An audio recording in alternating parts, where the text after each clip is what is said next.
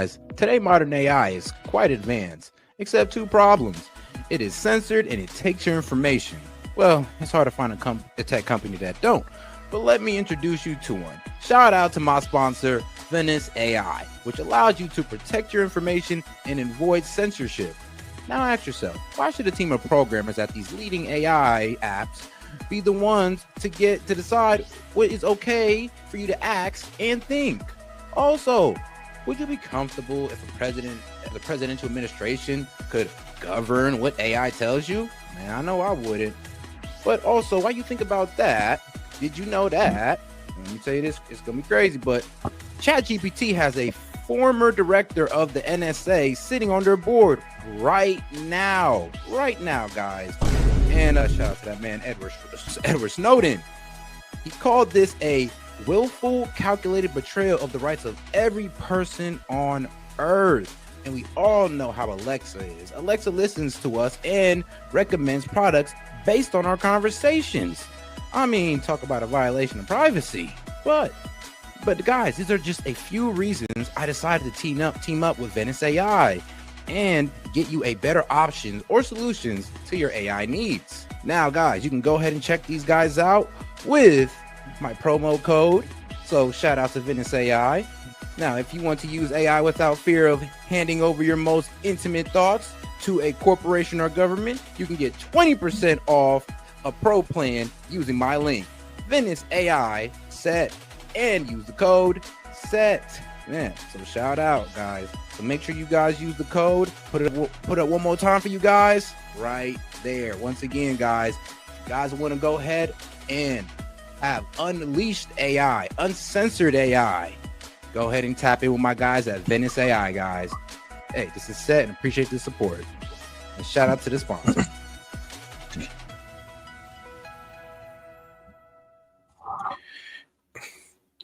Yo, and we are live. Yo, this is S.E.T with S.E.T Media, guys, and I'm back with another one for you. All right, guys, we got a nice little list. We got Trump at the AI summit. We also got Thailand and Cambodia getting into it, which may be a possible war. And then we also have an interview with Trump's right-hand gal, Laura Loomer. All right, guys, let's get right into it. Miss Smith, not forget to double tap that screen and like the video. What a great song that is, but we'll cut it a little short because we have some business to discuss. What a group of smart ones we have in front of me today. That's about as good as it comes. Up here, the brain power, the greatest power of them all, the brain power.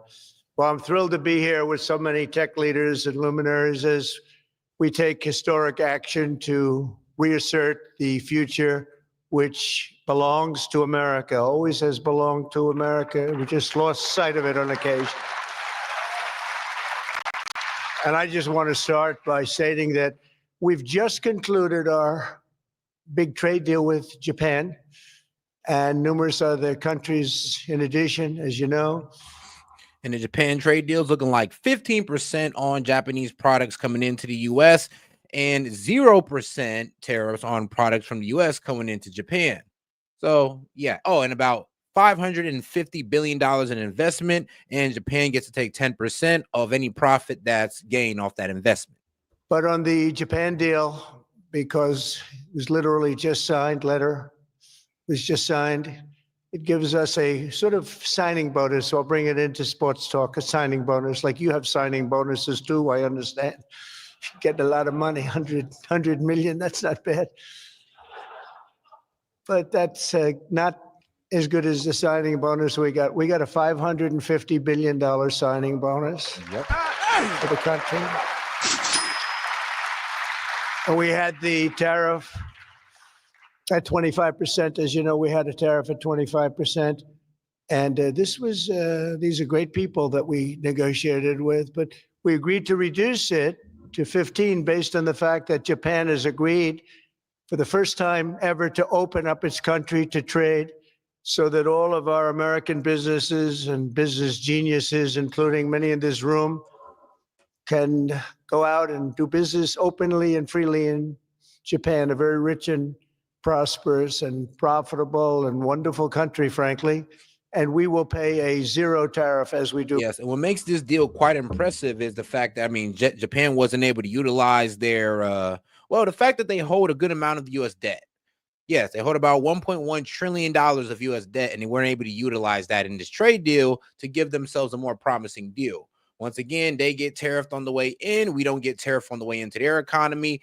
And we're also opening up their economy to the auto and rice and agriculture. So more American agricultural food, rice, and maybe cars will be sold in Japan. Business in Japan. So we're paying zero, they're paying 15. We're getting $550 billion. And to be exact, it's 90% of that, but we control the whole lot of it. And it's really been great. And they're very happy, and their stock market went up, and our stock market went up, and that's. Oh, guys, do me a favor and double tap that screen and like the video. Appreciate the support, by the way. But let's get more people in on the conversation by double tapping that screen. Appreciate the support, guys. Supposed to be the way it is. Ours went way up, and theirs went up. And we've made numerous other deals like that. But the opening up of a country is very important to us. We have numerous countries that have opened their doors, just made some incredible transactions, but we're going to have a very, very simple tariff for some of the countries. There's so many countries you can't negotiate deals with everyone, so we'll have a straight, simple tariff of anywhere between 15 and 50%. A couple of we have 15 because we haven't been getting along with those countries too well, so we just say, let's pay 50, and that's the way it is. But remember, we get countries that were closed, always closed. Everyone in this room would never remember any of them to be open. We've offered such a deal to the European Union, where we're in serious negotiations. And if they agree to open up the union to American businesses, then we will let them pay a lower tariff.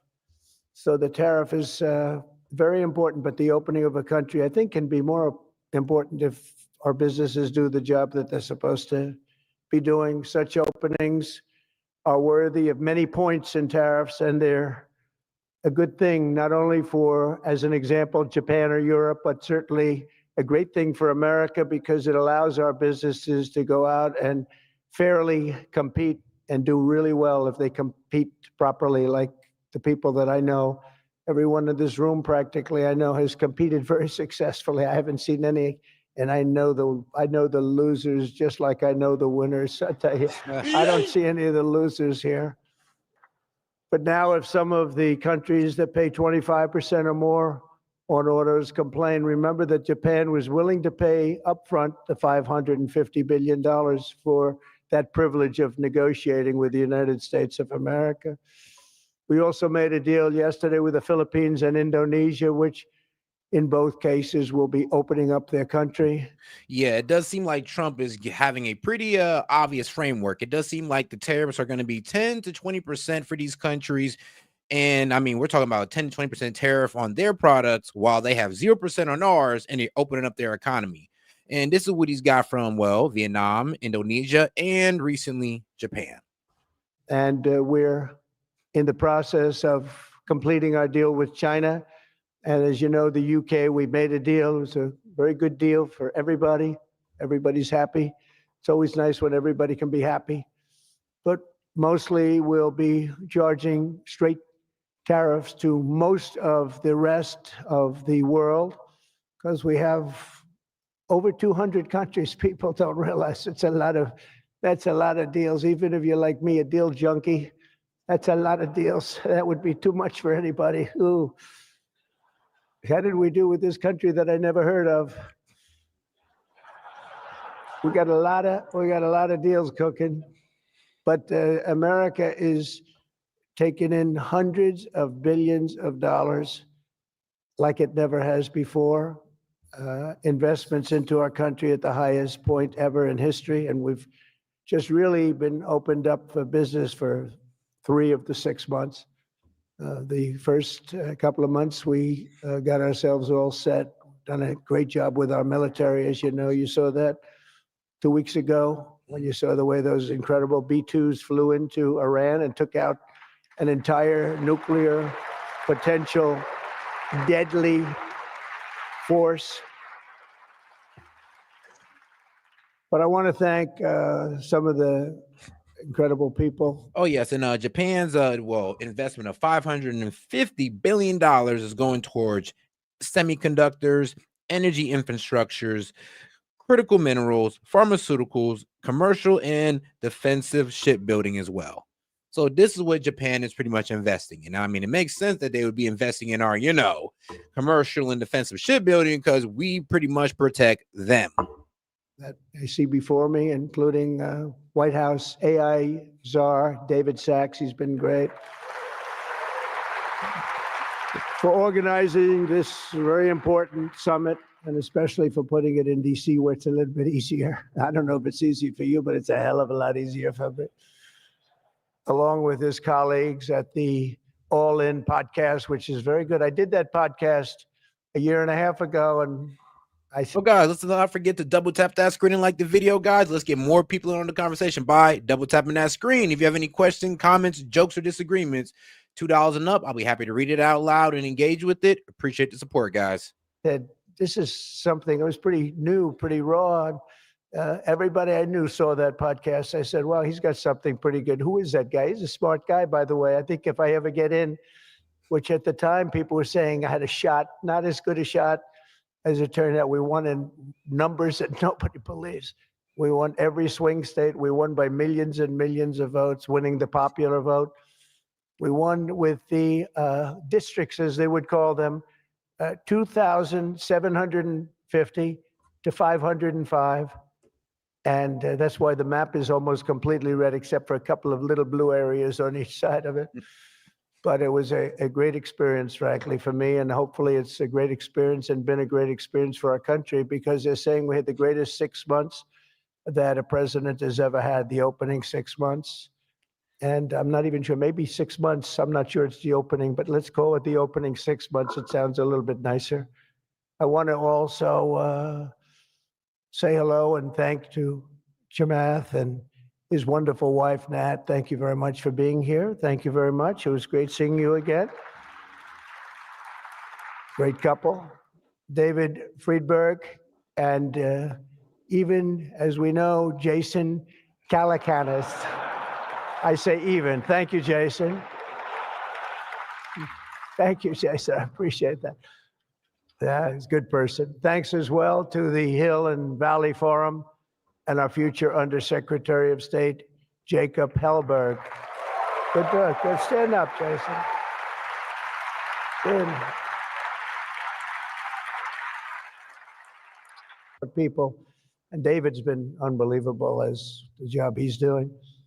Along with Secretaries Doug Burgum, who's been incredible. Doug. Thank you. Thank you, Doug. Great job. He's producing low-cost energy. We're down to $64. I want to get it down a little bit further if we can. I don't know if the oil companies love that or not, but we want to have very inexpensive electricity so that you can power up the plants, because you need more electricity than any human beings ever in the history of the world. When I heard what you really need, I said, you got to be kidding. Double what we produce right now for everything, right? I don't know. You're going to, Jensen, you're going to have to explain that to me someday, why they need so damn much. Couldn't you do with a little bit less? My father always used to say, turn off the lights, son. Nope. You actually need a whole lot of power to run AI. That's why these AI companies want to have their own damn nuclear plant. But all right, guys, let's skip ahead for a little bit further. Him out fast. He's knocked out a lot. A lot of you guys have started your plants already, and you've already had your approvals. So where's Lee Zeldin? Is he here? He is so great. This guy, he is so great. That's why he has a slightly better seat than I gave to Doug, you see? Nah, he's doing a fantastic job in a lot of ways, but he's doing a great job, and he's getting fast permits and safe and good and everything else, but he's moving them along rapidly, already given some. And, one of the most exciting things we'll talk about in a second is the fact that you're going to build your own electric producing plants when you build whatever you're building. And it's different things, including automobile factories, which are going up all over the place. You'll see them starting soon. They're moving into our country because of the tariffs, because they don't want to pay the tariffs. They're moving into our country at a record speed. but the ability to build your own electric plant, not having to rely on a 100-year-plus old grid. And then if you have electric capacity extra, you're going to sell it into the grid, make some money, but you'll sell it right back into the grid. Director of the Office of Science and Technology Policy, Michael Kratsios. Michael, thank you very much. Thank you, Michael. As well, oh, it's supposed to be taking a vote right now. Big vote, Senator Ted Cruz. Is Senator Cruz here? Oh, look at my senator. Why aren't you voting? And let me go ahead and tell you a couple announcements that some of these automakers are making. So shout out to General Motors. They've announced about $4 billion investment over 2 years in plants in Michigan, Kansas, and Tennessee. They're moving production of the Chevrolet Blazer, and the Equinox from Mexico into U.S. faculties. And this is GM also plans to invest $10 to $20 billion annually through 2027 in this U.S. operation. Hyundai is also making some investments here and also bringing some of their cars in. Honda as well. We got Nissan, Ford, and Honda and Raytheon. You know that that reject Tesla. You know, if you can't afford a Tesla, you get one of those. I think we lost David McCormick, who's voting. So why is David here? Because you're supposed to be voting, Ted. I don't know. I'll tell you what, this man works hard. Ted works hard, and he works good. And a very special thanks to some of the top industry leaders here, including somebody that's amazing. I said, look, we'll break this guy up. This is before I learned the facts of life. I said, we'll break him up. They said, don't say it's very hard. I said, why? I said, what percentages of the market does he have? Sir, he has 100%. I said, who the hell is he? What's his name? His name is Jensen Huang, NVIDIA. I said, what the hell is NVIDIA? I've never heard of it before. He said, you don't want to know about it, sir. I figured we could go in and we could sort of break him up a little bit, get him a little competition. And I found out it's not easy in that business. I said, supposing we put the greatest minds together and they work hand in hand for a couple of years. He said, no, it would take at least 10 years to catch him if he ran NVIDIA totally incompetently from now on. So I said, all right, let's go on to the next. And NVIDIA is now the most valuable company, surpassing, it surpassed Apple. Valued at about $4 trillion. $4 trillion? Yeah, about $4 trillion. Shout out NVIDIA is now the most valuable company in the world. Not Apple, but NVIDIA. One. And then I got to know Jensen, and now I see why. Jensen, will you stand up? What a job. What a job you've done. Man. Great. He's a great guy, too. Lisa Su of AMD. Lisa? Thank you. Congratulations. Great job. Sham Sanikar of Palantir. We buy a lot of things from Palantir. Where are you?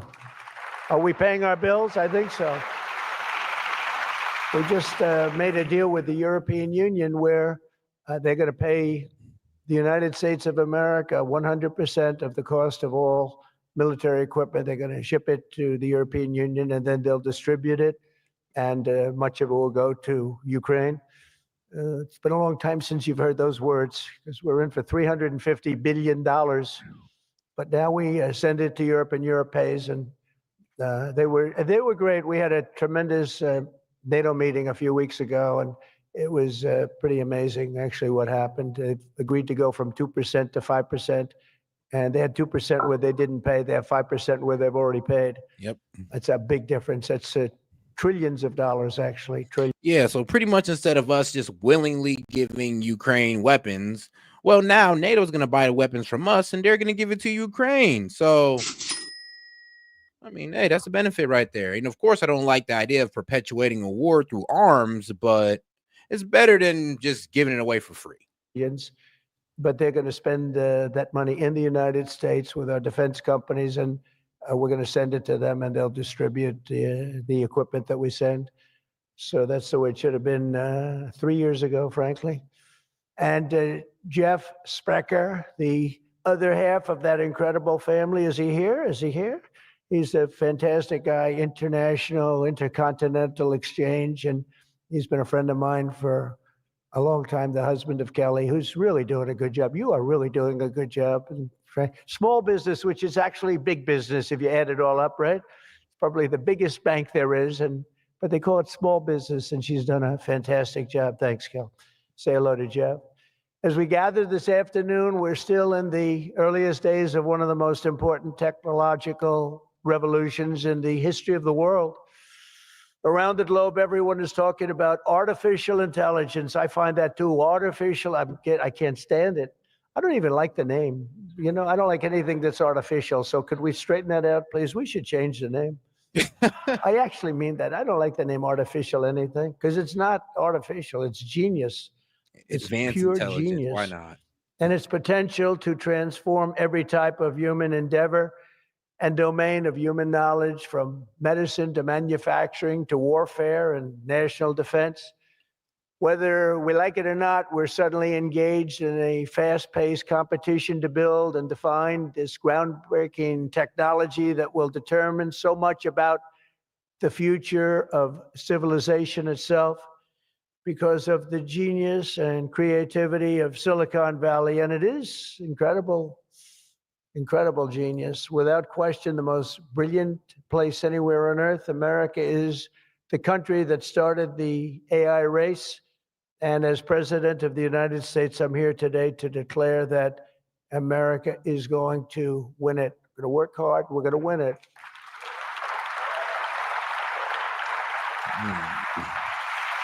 Because we will. Considering that he got Nvidia to invest a lot of money into him.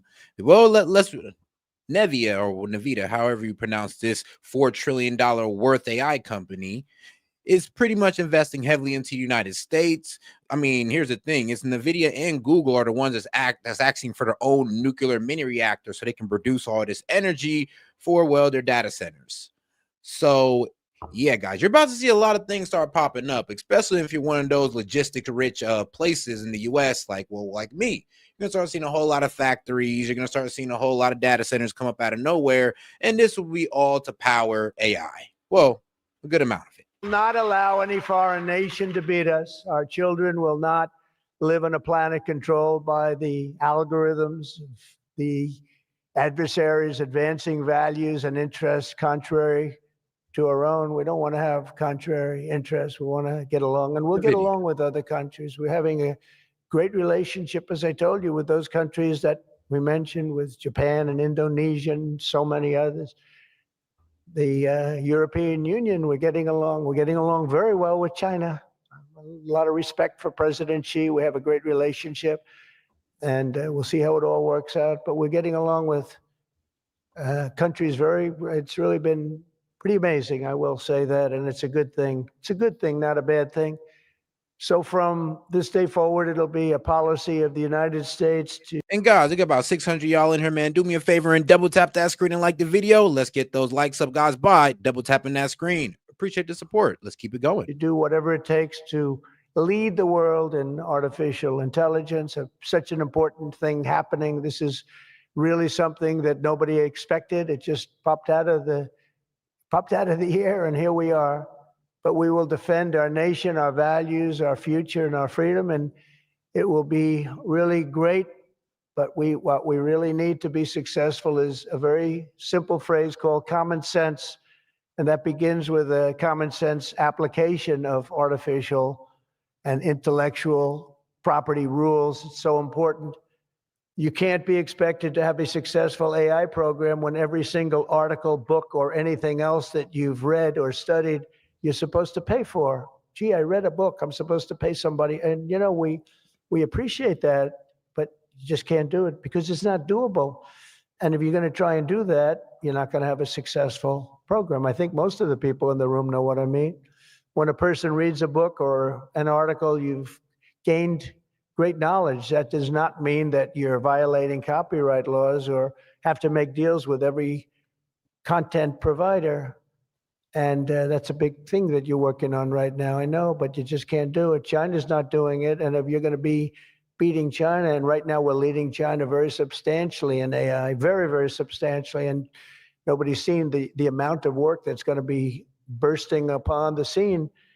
But you have to be able to play by the same set of rules. So when you have something, when you read something, and when it goes into this vast intelligence machine, we'll call it, you cannot expect to every single time say, oh, let's pay this one that much, let's pay this one. It just doesn't work that way. Of course, you can't copy or plagiarize an article, but if you read an article and learn from it, we have to allow AI to use that pool of knowledge without going through the complexity of contract negotiations, of which there would be thousands for every time we use AI. We also have to have a single federal standard, not 50. Pretty much talking about how people want to limit AI's use of sourcing, well, their material. Now, as it stands now, you ask ChatGPT a question, it can source and go through hundreds and millions of articles to get your information. It could go ahead and go through books and all that whatever is available on the internet, ChatGPT can access it. And a lot of people don't like this. Some people actually want to kind of guard their copyrighted work. And the problem is, well, if your work's informative, then ChatGPT is going to pull it for information. I mean, we're just talking about some sci-fi fantasy book. Trust me, ChatGPT is not going to just plagiarize your book, but that's what he's talking about. 50 different states regulating this industry of the future. And some people would say, gee, that's an unpopular thing to say. I was told before I got up here, this is an unpopular thing because some people, they don't want that. But I want you to be successful. And you can't have one state holding you up. You can't have 3 or 4 states holding you up. You can't have a state with standards that are so high that it's going to hold you up. You have to have a federal rule and regulation. Hopefully you'll have the right guy in this position that's going to supplant the states. If you are operating under 50 different sets of state laws, the most restrictive state of all will be the one that rules. So you could have a state run by a crazy governor, a governor that hates you, a governor that's not smart, or maybe a governor that's very smart, but decides that he doesn't like the industry and he can put you out of business because you're going to have to go to that lowest common denominator. We need one common sense federal standard that supersedes all states, supersedes everybody, so you don't end up in litigation with 43 states at one time. You got to go litigation free. It's the only way. And we also have to watch Europe, Asia, and all foreign countries so that they don't make rules and regulations that likewise make it impossible for you to do business, and where you'd have to make everything in AI cater to them. Because again, you'd have to cater to the toughest country or to the toughest state. You can't do that because it would ruin it. I just terminated all of the, as an example, California car emissions rules, which were a disaster. It cost them just billions of dollars as an industry, but thousands of dollars per car, the emission rule standard, because they were making the production of an automobile almost impossible and at a tremendously higher cost, much more expensive than it should cost. I mean, California is always going to find some new way to tax your ass. I mean, they'll literally invent a new tax. Like that emission tax, I was like, wow. I mean, wow, they're literally taxing you guys for producing the product. That's tough. For very little gain, for actually, in my opinion, negative gain. The automobile was worse. Under this administration, our innovation will be unmatched and our capabilities will be unrivaled. And with the help of many of the people in this room, America's ultimate triumph will be absolutely unstoppable. We will be unstoppable as a nation. Again, we're way ahead and we want to stay that way. We can't let individual smaller units stop it, because that's the only thing that can stop it and can really mess it up. As with any such breakthrough, this technology brings the potential for bad as well as for good, for peril as well as for progress. But the daunting power of AI is it's not going to be a reason for retreat from this new frontier. On the contrary, it is the more reason we must ensure It is pioneered first and best. We have to have the best, the first pioneer. We are the best and the first pioneers, and we're going to be really putting a nation that we love, America, we're going to be putting it first. I have an expression, America first, make America great again. A lot of great expressions, but they're all so true. To make America great again, we're going to make this industry absolutely the top, because right now it's a beautiful baby that's born. We have to grow that baby and let that baby thrive. We can't stop it. We can't stop it with politics. We can't stop it with foolish rules and even stupid rules. At the same time, we want to have rules, but they have to be smart. They have to be brilliant. They have to be more brilliant than even the technology itself. Surely there will be challenges on the path ahead, but together we will meet them and transcend them all. We are Americans, and we are Americans first. I have a couple of people I know that don't happen to be from here, but I wish you a lot of luck anyway. I was looking at three people that are not Americans, but they're very good people. Please treat them nicely. But we do not shrink from the future or cower in the face of uncertainty. We dominate the future. We conquer new frontiers, and we control our own fate. And we determine, by doing that, our own destiny. Winning this competition will be a test of our capacities unlike anything since the dawn of the space age. Believe that. It's hard to believe as the president, the amount of enthusiasm. Now, a lot of people are scared of this reality, but it does seem like whoever controls AI or who's dominant AI does control the future. Now, I mean, I'm not liking where this is leading, because let's be real. Let's say that the tech oligarchy becomes real and now nobody really has a job, but all the tech billionaires are making all the money because they're producing all the robots to take your job and all that crazy stuff. I mean, that could only lead to one thing, and that is, well, mass anarchy. And they're probably going to take the heads of the corporate elites. I mean, hey, it could happen. That's the whole reason why I don't really like this whole AI with what Elon's doing with the robot. I don't like that, because you're getting too close to that reality where if you start threatening people's jobs, things are going to get crazy. For this, like, well, it already is, but the manual jobs, that's when things are going to get crazy. One industry, I mean, I can talk about cars where we're doing incredibly well. We have car companies moving in all the time, but I talk about other industries. Everybody's saying this is going to dominate the world. They're going to dominate every industry that ever conceived. I don't know if that's true. I don't know if it's true, but I can tell you that a lot of very brilliant people think it is true. It'll dominate everything. It will challenge us to marshal all of our strength and flex the muscles of American ingenuity and resolve like probably never before.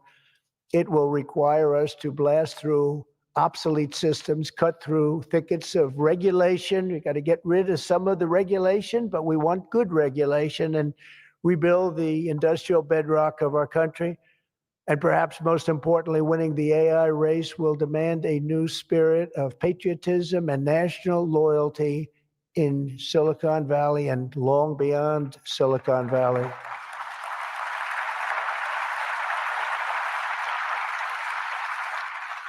For too long, much of our tech industry pursued a radical globalism that left millions of Americans feeling distrustful and betrayed. And you know that. Everybody knows that. Everybody in this room certainly does.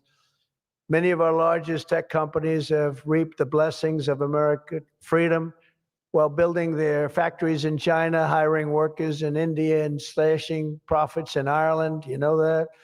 All the while dismissing and even censoring their fellow citizens right here at home. Under President Trump, those days are over. We need U.S. technology companies to be all in for America. We want you to put America first. You have to do that. That's all we ask. Apple. That's all we ask. Here's the thing, though. I would pretty much kind of blame the government, though, as well. It's like we let corporations like Apple take advantage of China and their low wages. I mean, if we'd have just put tariffs on them off the rip, like we just told Apple off the rip, if you take that production over there to China, we're gonna hit you with a tariff. That should have been like a day one choice that Apple had to make. Like, not 20 years later. Partner with our tech geniuses in achieving this vision today. We're releasing the White House AI Action Plan. Big stuff. We're signing it right after this. In fact, And shout out to my man Vlad Steen for starting us off. Appreciate the support, brother. He said it already started when it was imagined, first or last. I mean, well, yeah. Oh, here's Vlad thinking in the fourth dimension. And what's good with you, brother? It already happened. I see it sitting right there. Maybe I should just sign it right now. Who the hell has to make the rest of this speech, right? But here are the pillars of the strategy. First, my administration will use every tool at our disposal to ensure that the United States can build and maintain the largest, most powerful, and most advanced AI infrastructure anywhere on the planet. America needs new data centers, new semiconductor and chip manufacturing facilities, new power plants and transmission lines. And under my leadership, we're going to get that job done, and it's going to be done with certainty and with environmental protection and all of the things that we have to do to get it done properly. Virtually all of these large capital investments can be and should be made by the private sector. And they want to do that. They just want to be able to do it. But for that reason, America must once again be a country where innovators are rewarded with a green light, not strangled with red tape so they can't move, so they can't breathe. And that's not going to happen. You're going to see things that you've never seen in this country before. So often, and I've been watching for many years, I've watched regulation. I've been a victim of regulation. A zone change that takes 6 years for a building in Manhattan or whatever. But I was good at zone changes, but it took a long time. By the time you got the zoning, the market changed. You didn't want to build the building. You say, well, but in some cases that made you lucky, didn't it? Huh? In some, not too many people understand that in this room, but in some cases, waiting for that approval as the market collapsed was a good thing, not a bad thing. But it's time to reclaim our heritage as a nation of builders. And that's why, upon taking office, I signed a historic executive order directing that everyone, and this is so important, for every new regulation, 10 old regulations must be immediately eliminated. So we have old regulations that clog up the books that don't even mean anything anymore. You know, in my first term, I had more regulation cuts than any president in history times 4, and that included 2-term presidents where you're talking about 8 years. We had more than any other president. And you know what a lot of Dems don't understand too, you know, these regulations, zoning and all that crazy stuff. That's what that's actually what hinders the process, maybe in your area, but in my area where we don't have a lot of regulations, yeah, these factories get built within like a year or two. But if you're in an area that has heavy regulations, I can see why people say, oh, these factories are going to take like 10 years and all this wild stuff. And I'm just like, oh, 10 years. Trust me, what takes 10 years in your state takes 2 years in mine. I think we may even top it this year. We may very well be able to top it during this period of time because you're really, you are a regulation-prone group. And we're looking to get those regulations out of your way so you can use your genius. Earlier this month, we also enacted the largest tax cuts in American history when I signed the One Big Beautiful Bill into law. And I think the most important thing in the whole tax cut in terms of pure economics, and I think one of the reasons that my first, you know, we had the most successful economy in history during my first term, and I think this is going to blow it away. So far it is, and I think this is going to blow it away. But the reason we had was I had expensing at 100%.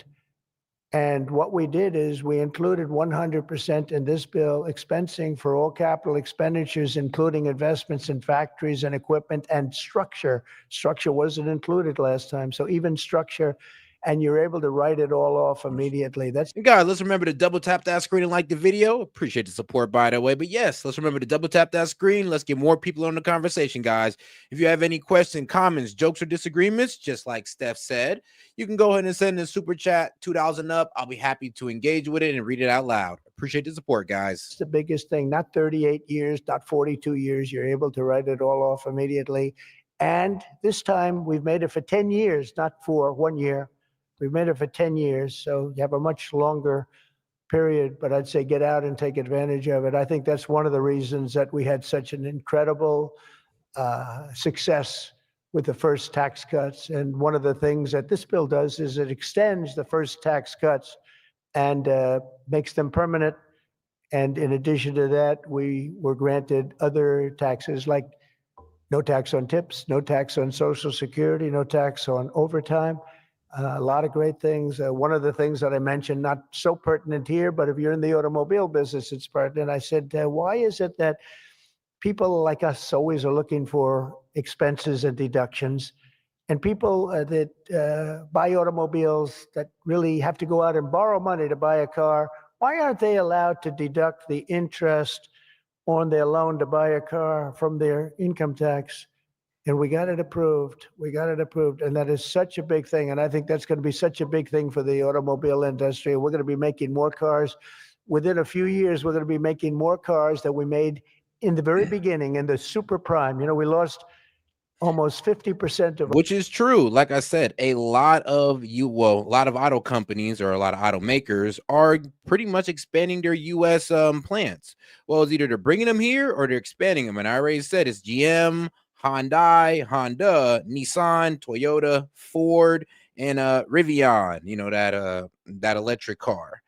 You know, the bootleg Tesla, Temu Tesla. So yeah. Our automobile business to Mexico, Canada, and various other places, as you know, in Europe and in Asia.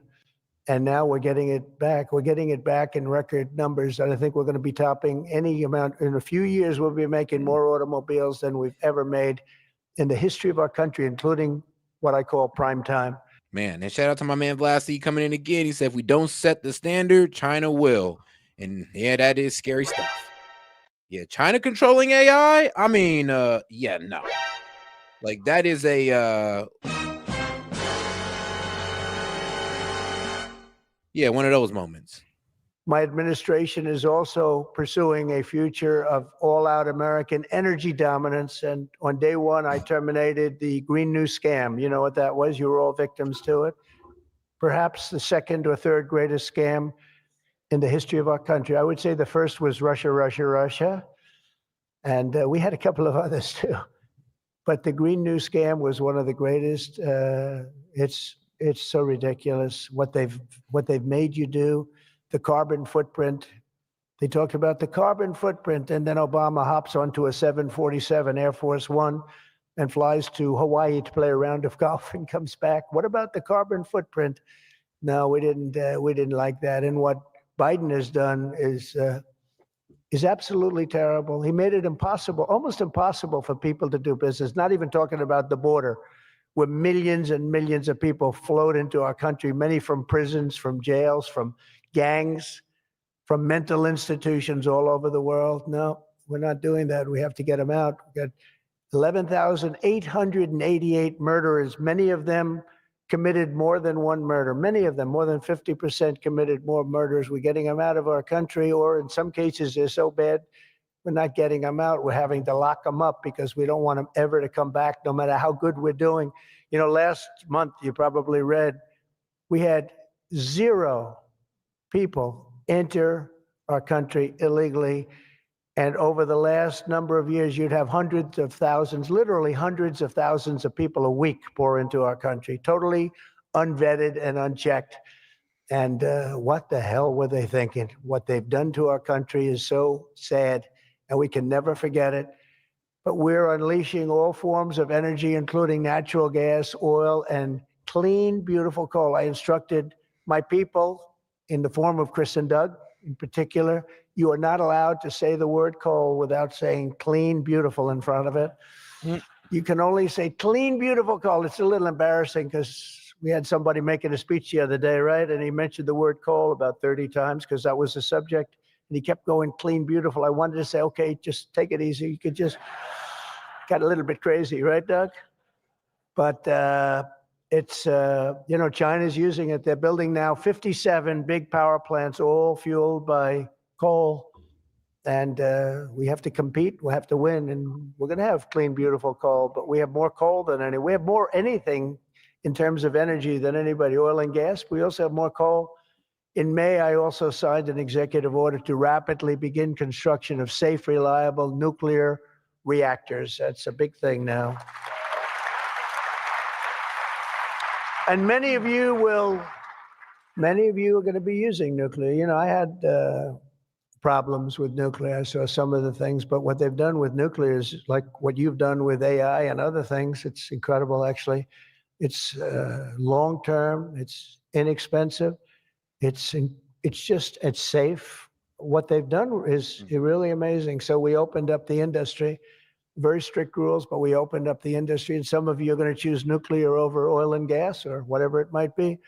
Under the last year of Biden, China added 11 times as much power generation capacity as did the United States. Can you imagine that 11 times? Under the Trump administration, we will be saying those very famous campaign words. You know, so Chris, a lot of people need to understand that the production of energy kind of leads to our advancement of our advancement of being a civilization, right?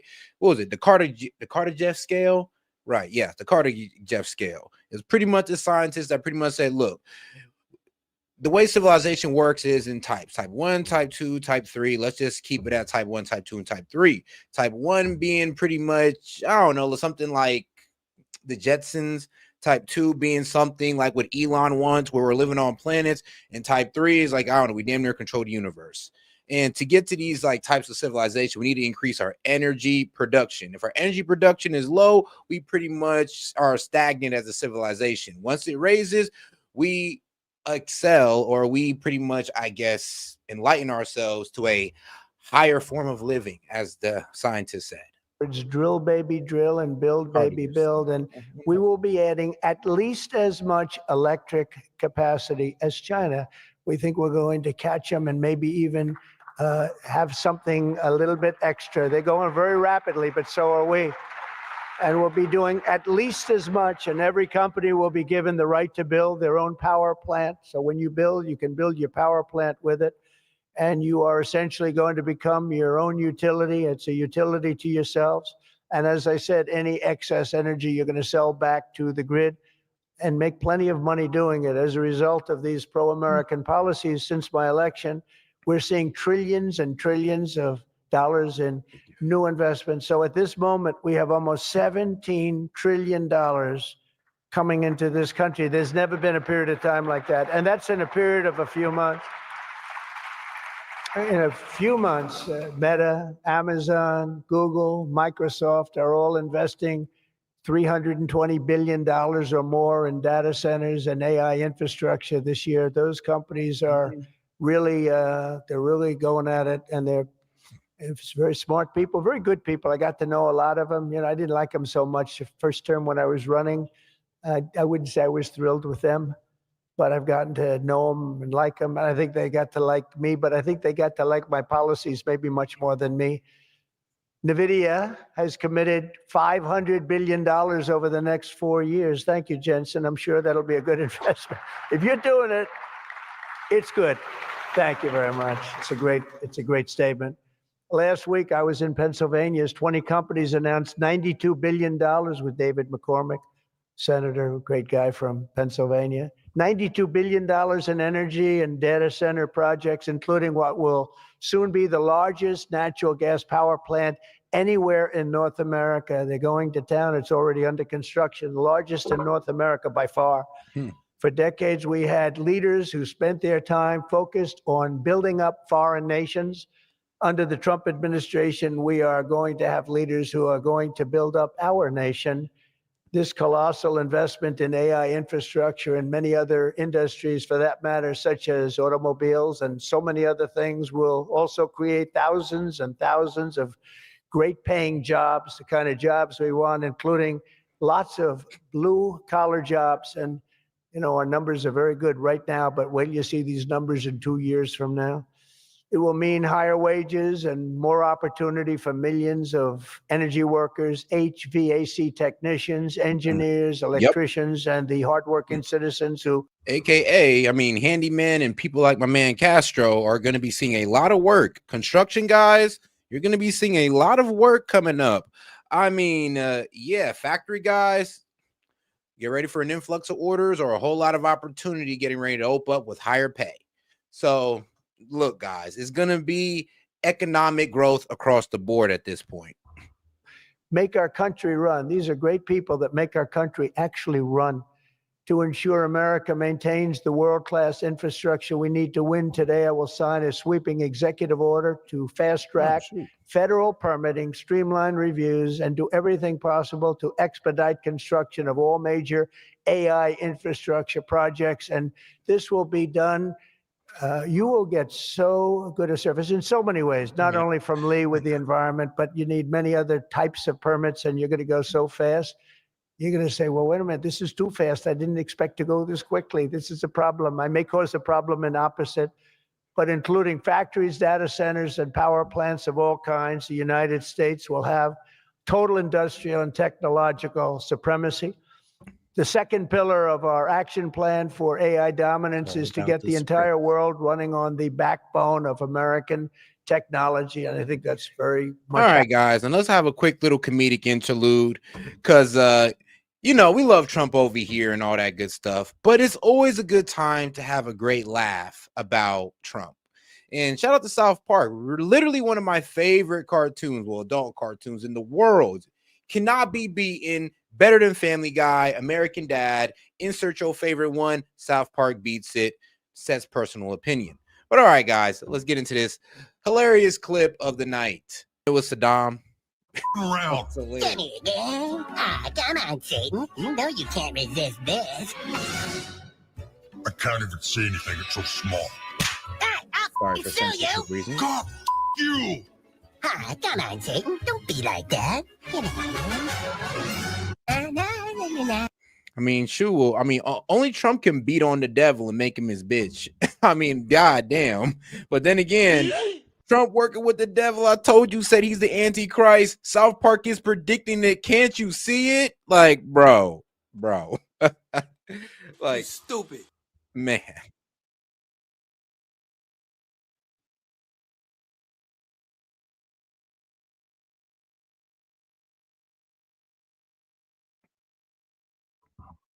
But let me get back to Trump. This alienated American partner, the backbone of American technology. And I think that's very much happening right now. And I think it's going to happen. The last administration was obsessed with imposing restrictions on AI, including extreme restrictions on its exports. As you know, they made it very difficult to export. This alienated American partners and drove even our friends into the arms of China and other countries.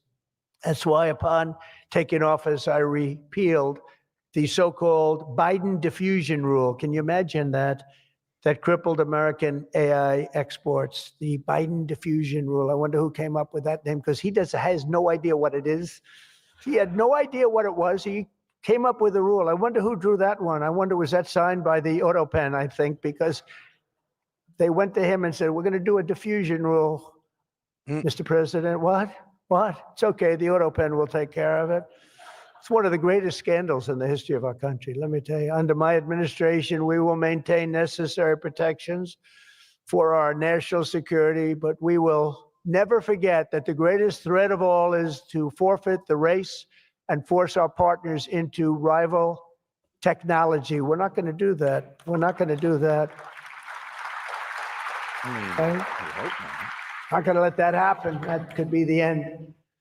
When I traveled to the Middle East in May, every leader I met was thrilled to do business with American tech firms and with America, and they were all thrilled to meet me, believe it or not. It's hard to believe, isn't it? But they were. By the way, most powerful woman in the world is here today. Susie Weil, stand up, please. Susie Weil,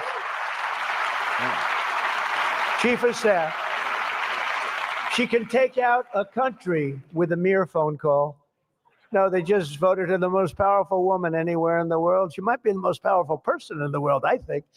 But she's done hasn't she done a good job, though? Susie Weil underplays her position. She pretty much calls herself, I don't got that much power. I'm just a peacemaker. And she sounds like a sweet lady, of course. I mean, complete Zionist, but sweet lady. And that's the way it is. But the King of Saudi Arabia, I met three great leaders. I went to three countries predominantly. King of Saudi Arabia said, and I can say that Qatar and UAE, the leaders, brilliant guys, great people. They said the same thing. They said, you know what? That 1 year ago, yes, he was. Your country was dead. It was a dead country. They were looking at China. They were looking at other places, but you had a dead country.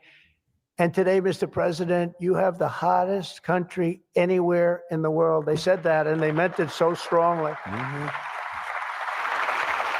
And when I I went, mean, look, word goes around fast when these corporations start moving their company back to the U.S. Yeah, you're like all the world leaders like, yo, yeah, you got the hottest country right now. Everybody's come back to produce in America, man. Like, what is it, the 1960s? Like, are we going back to the good old days? Maybe, but if you ask a dem, I mean, we're heading for economic destruction. So to NATO 2 weeks ago, where we made the deal where they pay 5% instead of 2%. They said the same exact thing. They said, boy, I tell you what a difference it is. It's a year ago, you people were dead. We didn't think you were going to make it as a country. Today, you're the hottest country in the world. They all said it. All those leaders said it, 30 of them.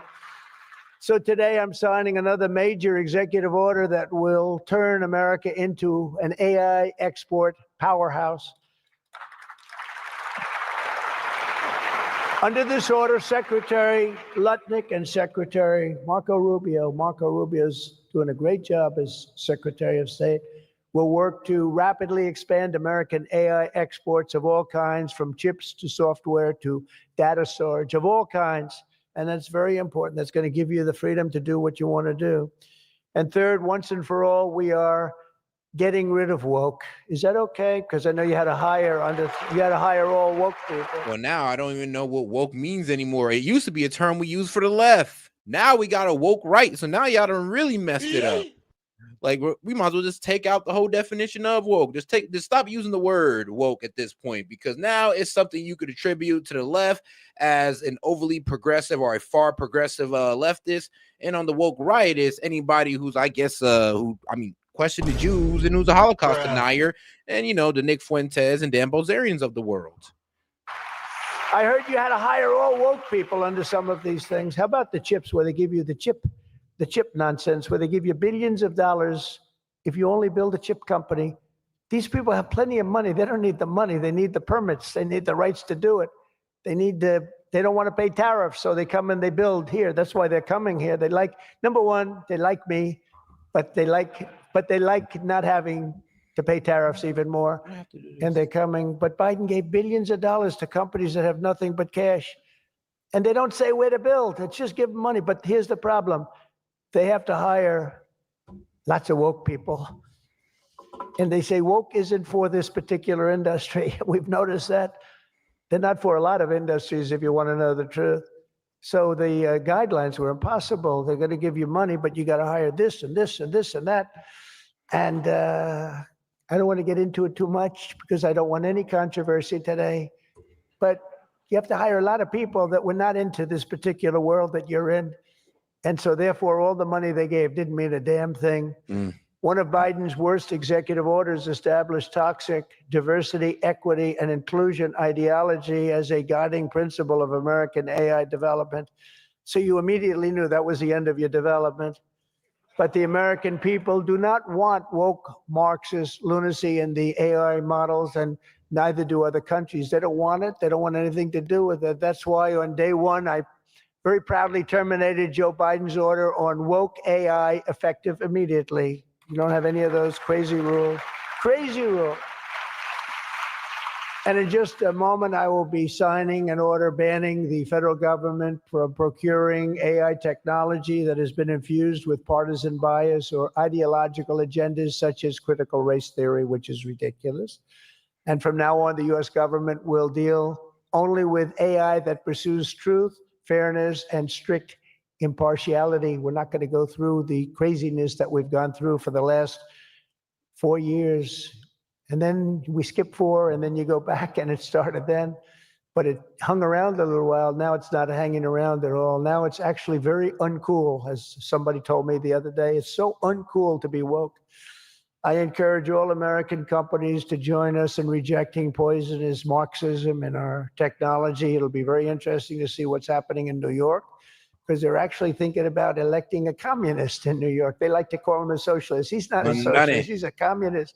But don't worry, you're going to be okay. He still has to get his money from the White House, and that's not going to happen until he shapes. Talking about that boy Zoran Mondani, the champion, the social champion of the left.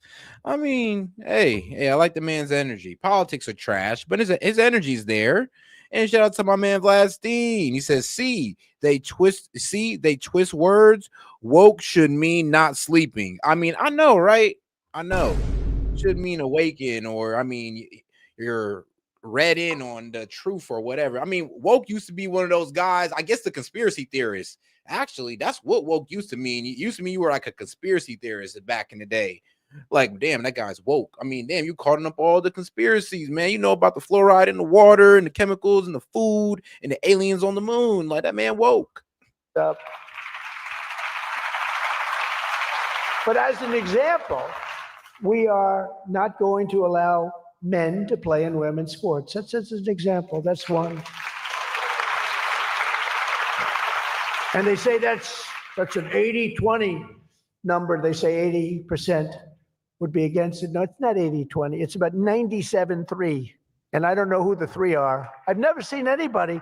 I've never had a person. I've seen everybody. I'm a very open person. They come up to me and they talk to me. I've never had anybody come up. Sir, you have to let men play in women's sports. I've never had it. I deal with hundreds of thousands of people. Every time I talk to somebody, they talk about AI, they talk about everything, but they've never said, you got to allow, this is ridiculous. Men should be allowed to play in women's sports. It's sort of crazy, isn't it, huh? You have to see, did you see the race? It was a race, a long distance marathon, one of those all-day deals. And we had one of the great female runners, and we had one of the great male runners. And at the end of the day, he won the race by 5 hours and 14 seconds. They waited around for the really good athlete female. It's very demeaning to women, I want to tell you that. But they waited, her parents were waiting for hours. Somebody said, why don't you go back to the hotel and sleep for a few hours and come back and meet your daughter?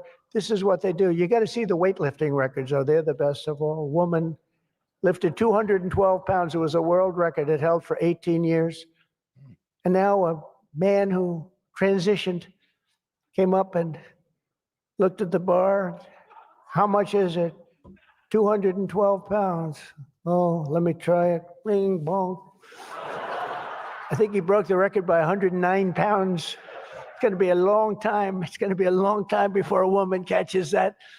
And these are great athletes and great people, and it's demeaning. And who the hell wants this? We're off of that whole standard, because I just tell you those as examples. We're off of it. The reason the last administration was so eager to regulate and restrict AI was so they could limit this technology to just a few large companies, allowing them to centralize it, censor it, control it, weaponize it. And they would weaponize a very dishonest group of people. You probably saw that because we caught them in the act. We really caught them. We had it before, but now we really have them. We have it where it counts. So this is the exact opposite of my approach. Let's be real. The AI use in the algorithm was crazy. But all right, guys, let's make sure we double tap that screen and like the video, guys. Let's get more people into the conversation by double tapping that screen. Appreciate the support, guys. The unique strength of the American tech industry has always come from its startups and small tech. It comes through small. Jensen was small. Were you ever small? I think so. When you started in your bedroom, I think you were small, right? He started as very small, and now he's really become very amazing. If you regulate them too much, you kill the source of American genius and technological power. I believe that. Joe Biden had a plan to lose the AI race. I think he wanted to lose it because his plan would never have worked. It would have never been successful. You would have spent a lot of money and you wouldn't have been able to win.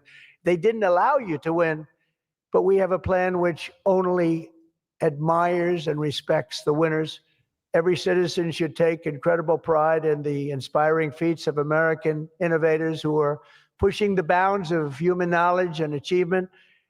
The people of OpenAI, Google, Meta, and countless startups are proving once again that America is impossible. You are just impossible to beat. You're not going to be beaten. We're not going to let that happen. When you do your best, when you work your hardest, and when you're allowed to be free of horrible, foolish regulation. And you're going to have regulation, but it's going to be sensible, smart regulation. There's nobody who's going to beat you. As we push even further into this exciting frontier, let us never forget that all of this prosperity and progress has come from the culture of freedom and hard work, merit, ambition, and risk-taking passed down from one generation of Americans to the next.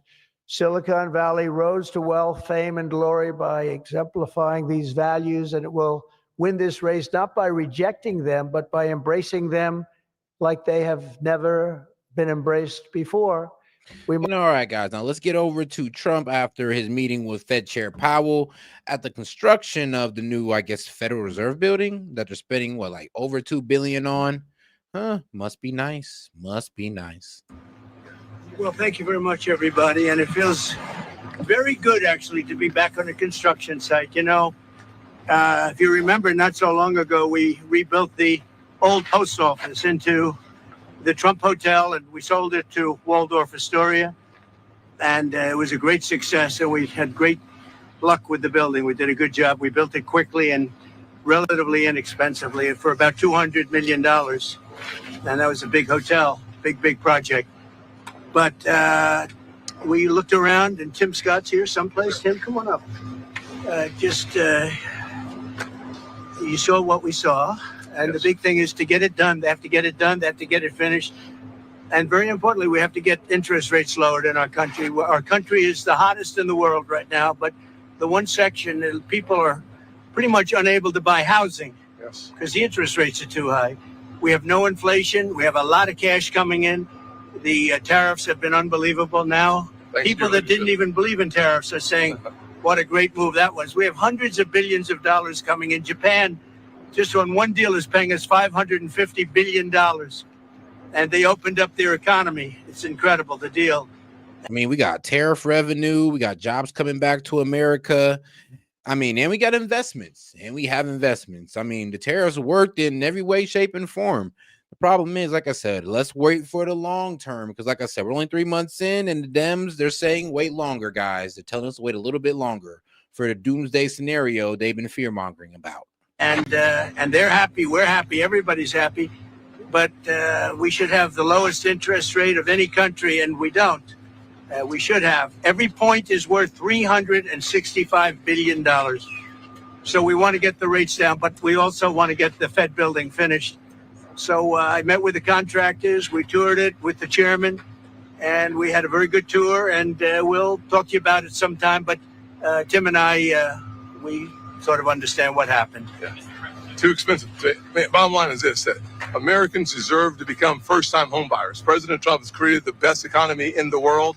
The one thing that would make it better is lower interest rates. Full employment is even more possible. Wages rise faster as interest rates come down when your employment is at 4.1% because of your leadership.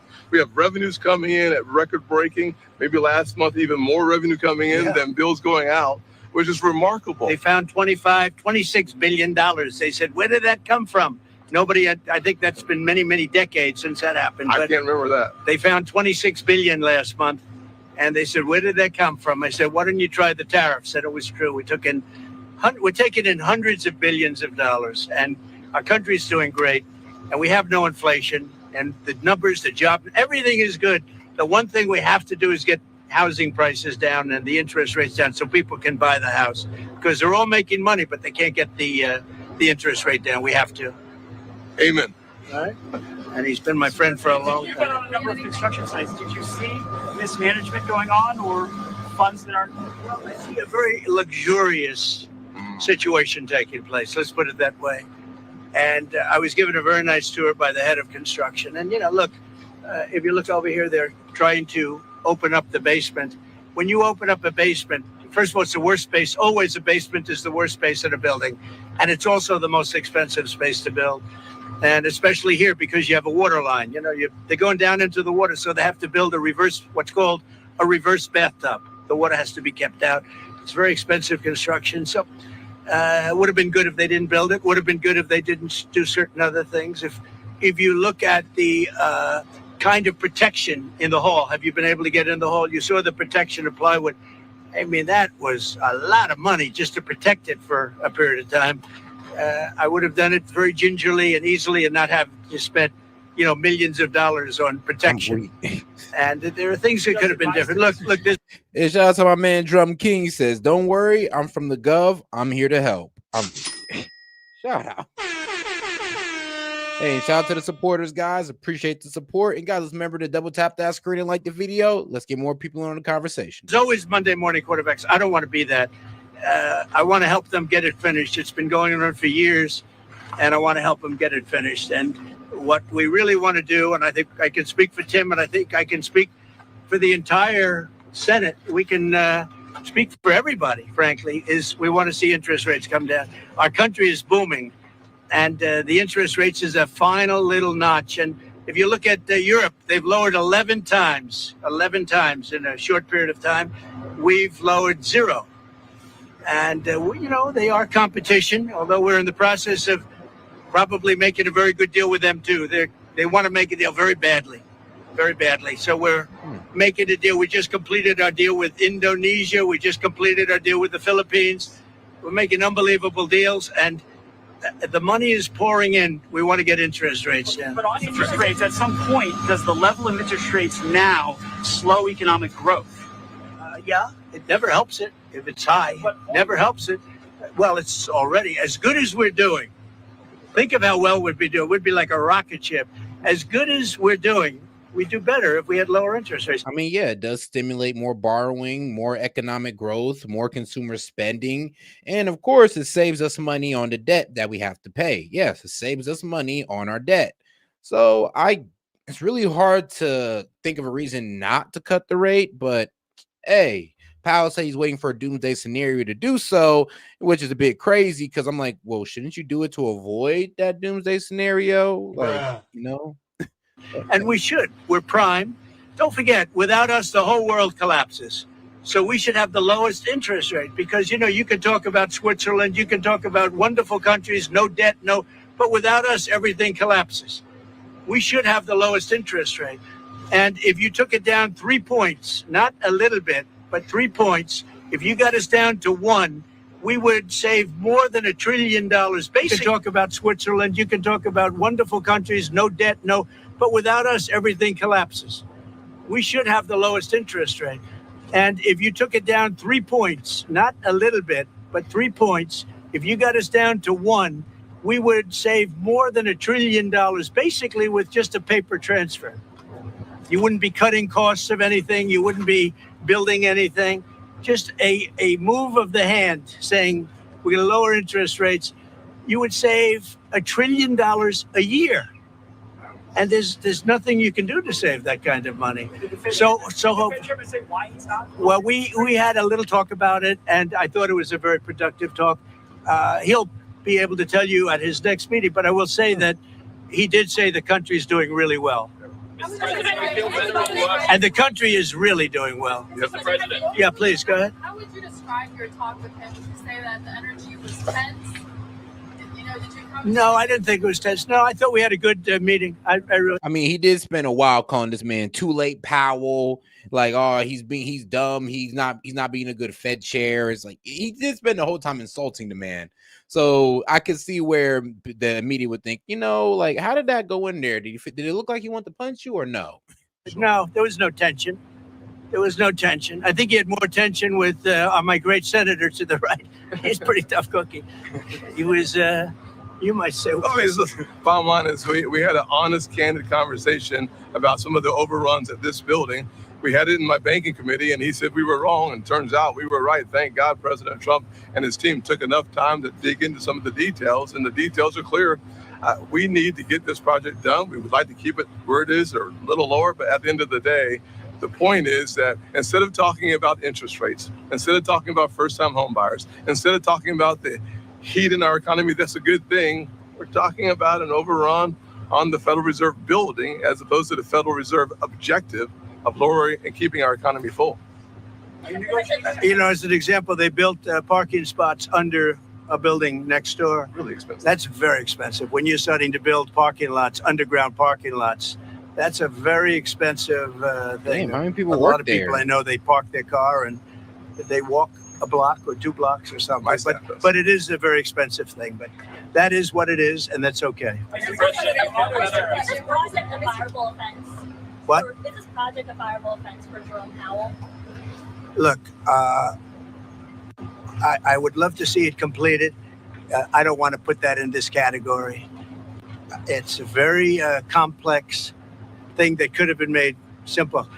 I built a great hotel, and the great hotel that everybody in this group knows very well, it's called the Old Post Office, and it's a much bigger project than this, and I spent $200 million building it. And it was taken down to the steel, for the most part, taken down, you've seen it go up. And I built it quickly, and I built it for $200 million. That was a much bigger job than this. I spent $200 million, and it's got marble bathrooms, the top fixtures, the best of everything, all brand new.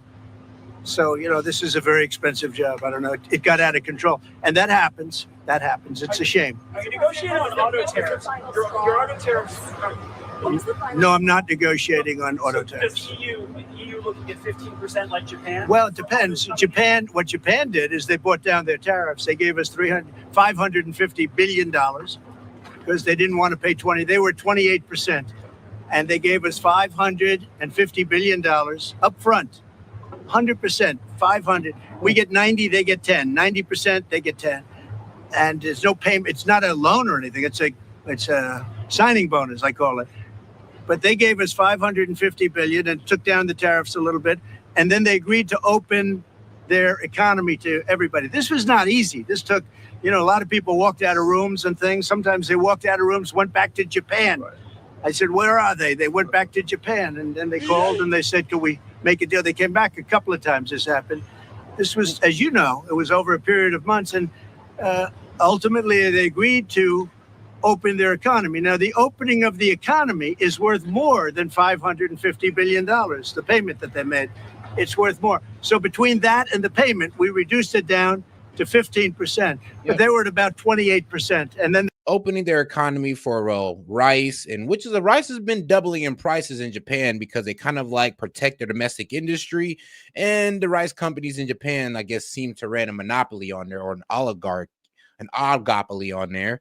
So there's only a few rice companies, and they're able to pretty much control the prices. Now with American rice coming in, that brings down their rice prices, and then we're also bringing in our agriculture as well, and possibly our automobiles. So maybe you might see a Chevy in Japan, possibly.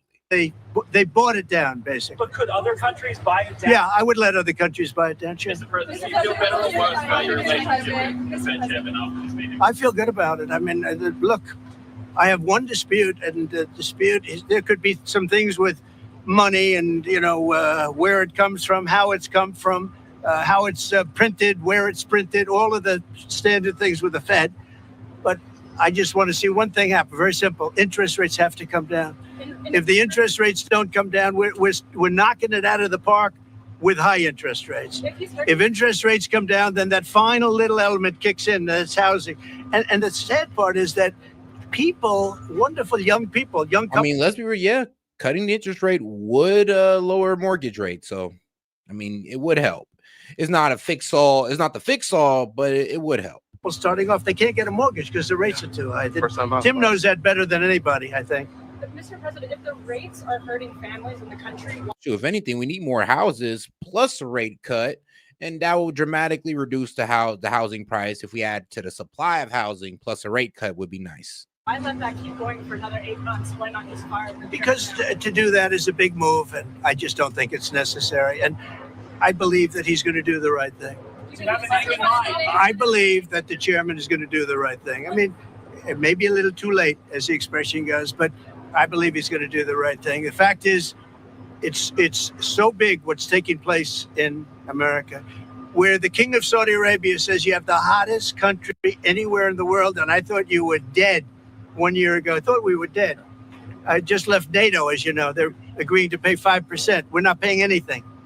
We send them they pay for 100% of everything now for the war, Ukraine.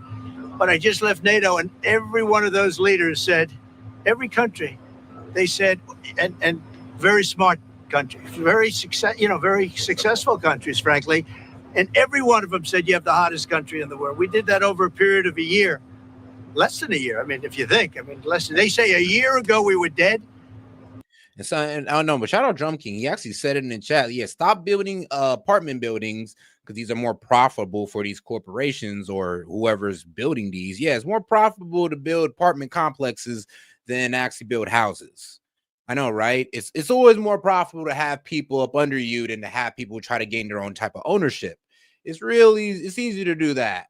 So I know the building of apartment complexes and all these, and here's the thing, is low income apartment complexes that they're building more of, which is low key driving up housing prices. I mean, the more we make houses a scarcity, the more expensive it's going to be. And then, you know, like I said, not cutting rates as well is also going to keep the mortgage rates high. And today, so I'm here 6 months, and we did it over, and we had the help of men like this and people like standing right behind me. They're great. They're great professionals. They really are. They're great professionals. And in a short period of time, we made it the hottest country in the world. With all of that being said, we'd like to see, we can always do better, and we can do better if interest rates come down. Right? Good job you do. You do a nice job. I watch you a lot. Thank you. I appreciate that, Mr. President. Do you have a name in mind to replace the chairman? I do. Or one person? 2 people. Really? Maybe 3. Any clues? I'd pick him, but I think he's not leaving the Senate. No, sir, I'm not. I'd pick Tim. Thank you. No, there's no pressure. No. We want to have, you know, his term comes up soon. I think he's going to do the right thing. Everybody knows what the right thing is. Even people that believed in, you know, the higher rates are all on board. They all want to see the interest rates come down. It's very important. But I don't know, though. It wouldn't speak too much to Powell's competency for the job if Trump got to come through there and write it out on a board why cutting interest rates is going to help everybody. It wouldn't really speak too much for the competence of that man if really Trump, who's not the Fed chair, who's not that much of an economist, got to sit down and explain to a whole economist and all of his economist lackeys that, yes, cutting the interest rate is going to help Americans. How can you not see this? If he doesn't do the right thing, cut interest rates, as you said, will you guys consider? I don't think we're going to do that. I don't think so. Investigate the newly declassified documents by government. Yeah, that's a terrible thing. I have great respect for Tulsi and the documents they found on President Obama. Frankly, it was an Obama thing, but it was the people that worked under him also working with him. Don't worry, Trump can't fire Powell. I mean, the Fed chair, that's probably like it's like the most permanent chair you can have. Like, no president can get rid of you. The only way you can get kicked out of the Fed chair is when you do something illegal or you resign. A president can't fire you or anything like that. Like, you literally operate outside the government in a way if you're the Fed chair. And no, it's a very, very serious thing. Thank you very much.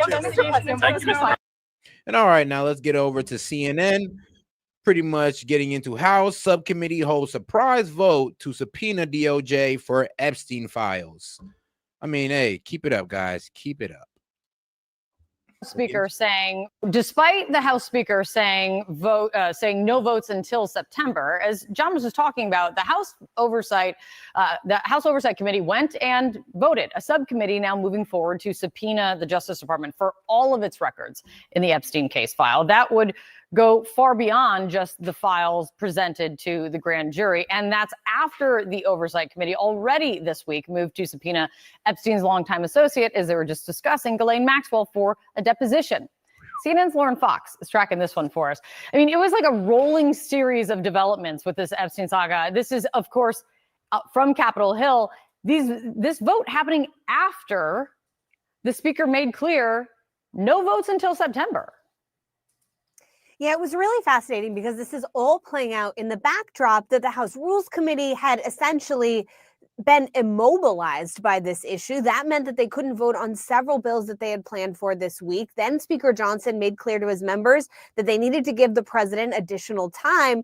And yet, Democrats continued to push this issue in these committee hearings. And where this all played out yesterday was after this House vote, the final vote of this summer session before they go on August recess. There are 3 Republicans who joined Democrats in agreeing to moving forward with a subpoena. Now, the subpoena still has to be signed by the chairman of the committee, James Comer, but I want to walk through exactly what the subpoena does. It calls for the release of the Epstein files with victims' names redacted. And we should note that Republicans and Democrats worked behind the scenes to try to make sure that this was something some of these Republicans were willing. Yeah, victims' names redacted, but I mean, any that's the problem. Okay, victims' name redacted. What about the perpetrators? If you start redacting the perpetrators' names and calling these guys victims because, oh well, if they're not guilty or if it's not what we think it is, then the reputation will be ruined. You guys kind of see where things get a little muddy with that phrasing. To vote for. So that victims' names redacted piece of it was really important to a couple of those Republicans.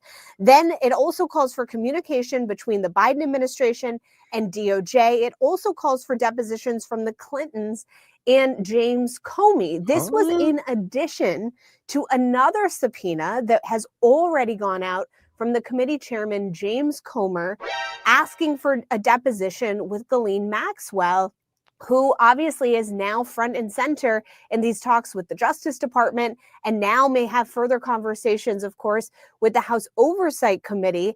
That is something that when I asked the speaker yesterday if he was supportive of, this is what he said. I will note the obvious concern, the caveat that Chairman Comer and I and everyone has, that could she be counted on to tell the truth? Is she a credible witness? I mean, this is a person who's been sentenced to many, many years in prison for. Good point. And here's the thing, though, like Ghislaine Maxwell, she has like two options here. She could be really three, but she could be a straight truth teller and be like, look, I feel bad for my crimes and what I did to these women. I'm about to go ahead and tell you to tell all and expose everybody. Or there's option B. She could cooperate with what the FBI has been saying and the DOJ and say, yeah, Epstein wasn't caught up in all that. Oh, no, those girls were just sent to him for fun. I was just sending him those girls, admit for, that crime, but not the egregious crime of, human trafficking and pretty much the whole conspiracy of Epstein, Mossad agent, and all that wild stuff, right? Yeah, those are the two options she has. Is either truth teller or cooperate with the DOJ and the FBI, so maybe she gets let off or get a lighter sentence, or help them just cover it up altogether. Terrible, unspeakable conspiratorial acts and acts against innocent young people. I mean, can we trust what she's going to say? Even if she raises her hand and says that she'll testify under oath, is that something that can be trusted? That's a reasonable question. Is that credible evidence? I don't know, but we'll have to see. Depending on how. And this was in response to a question that I had asked the speaker about whether or not he had started to lose control of his conference on this issue. He said that there was no daylight between him and James Comer, but you see there, he does have a lot of questions, a lot of doubt about whether or not Maxwell's deposition is going to lead to any information that in his view is credible. Kate? All right, Lauren, let's. And this what sucks about this what sucks for the Trump administration.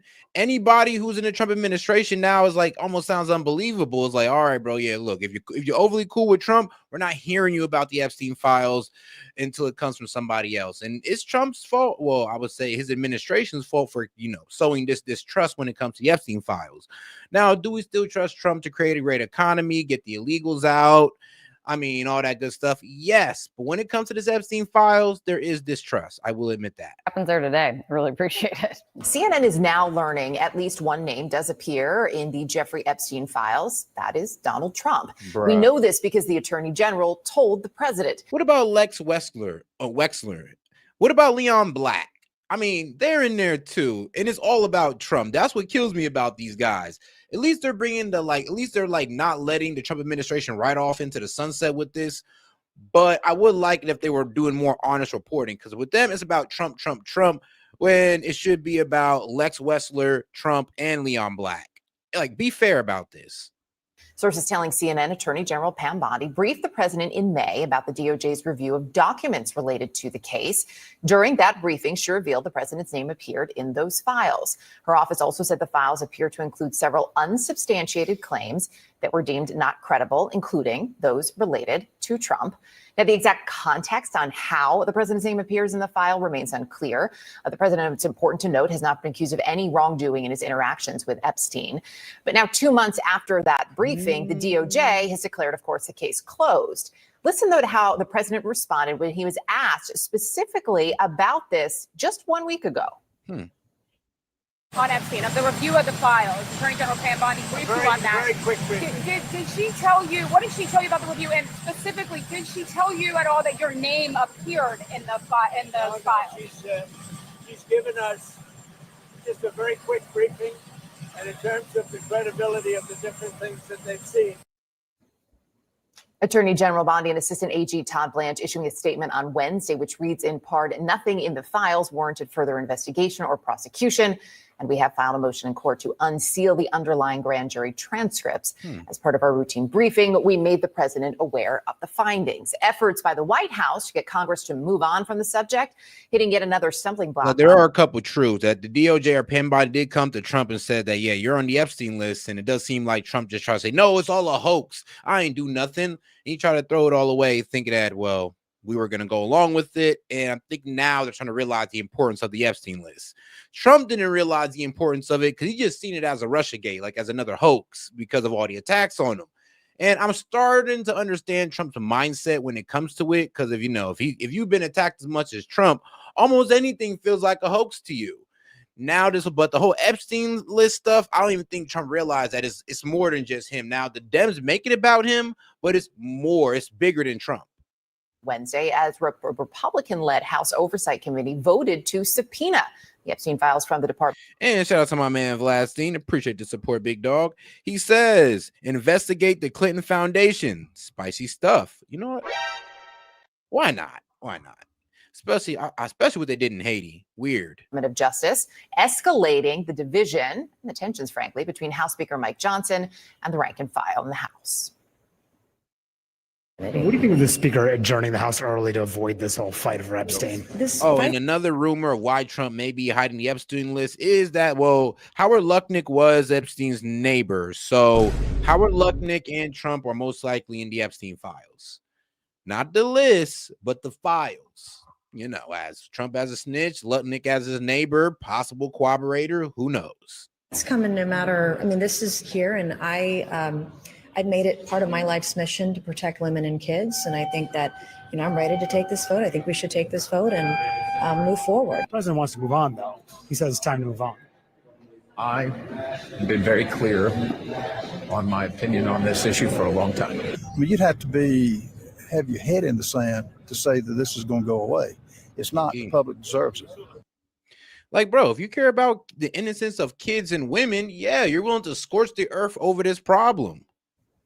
Joining me now in the group chat, Margaret Taleb, senior contributor at Axios and director at the Institute for Democracy, Journalism, and Citizenship at Syracuse University. Virginia Allen, writer. God damn, that girl big as hell. No wonder you would see, look, just like the liberal uniform, the glasses, the overweightness, short hair. Hey, at least she ain't bald. So the transformation is not all the way complete. This is like second stage liberalism. Third stage, she's a bald bitch. She's a bald woman. I'm sorry. Sorry about that one. But all right, guys, let's go to the right side of media with Sean Hannity. Let's get right into it, guys. With another story tonight surrounding the corrupt media mob. And this is critical. This week, our years of reporting has once again, it's not the first time, been totally corroborated and confirmed. And thanks to the Director of National Intelligence, Tulsi Gabbard, newly declassified documents, there is now irrefutable truth that the Trump-Russia collusion hoax was a phony political hit job right from the very beginning. A terrible lie created by Democrats and government officials to discredit Donald Trump's 2016 victory, malign his presidency. Took 3 years of his first term. He had to deal with this crap, these lies.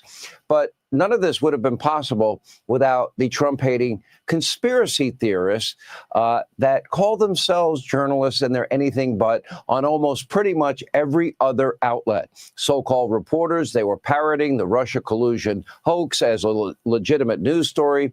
No questions asked, no research done, no skepticism of their sources. They were more than willing accomplices peddling the lies and the conspiracy theories.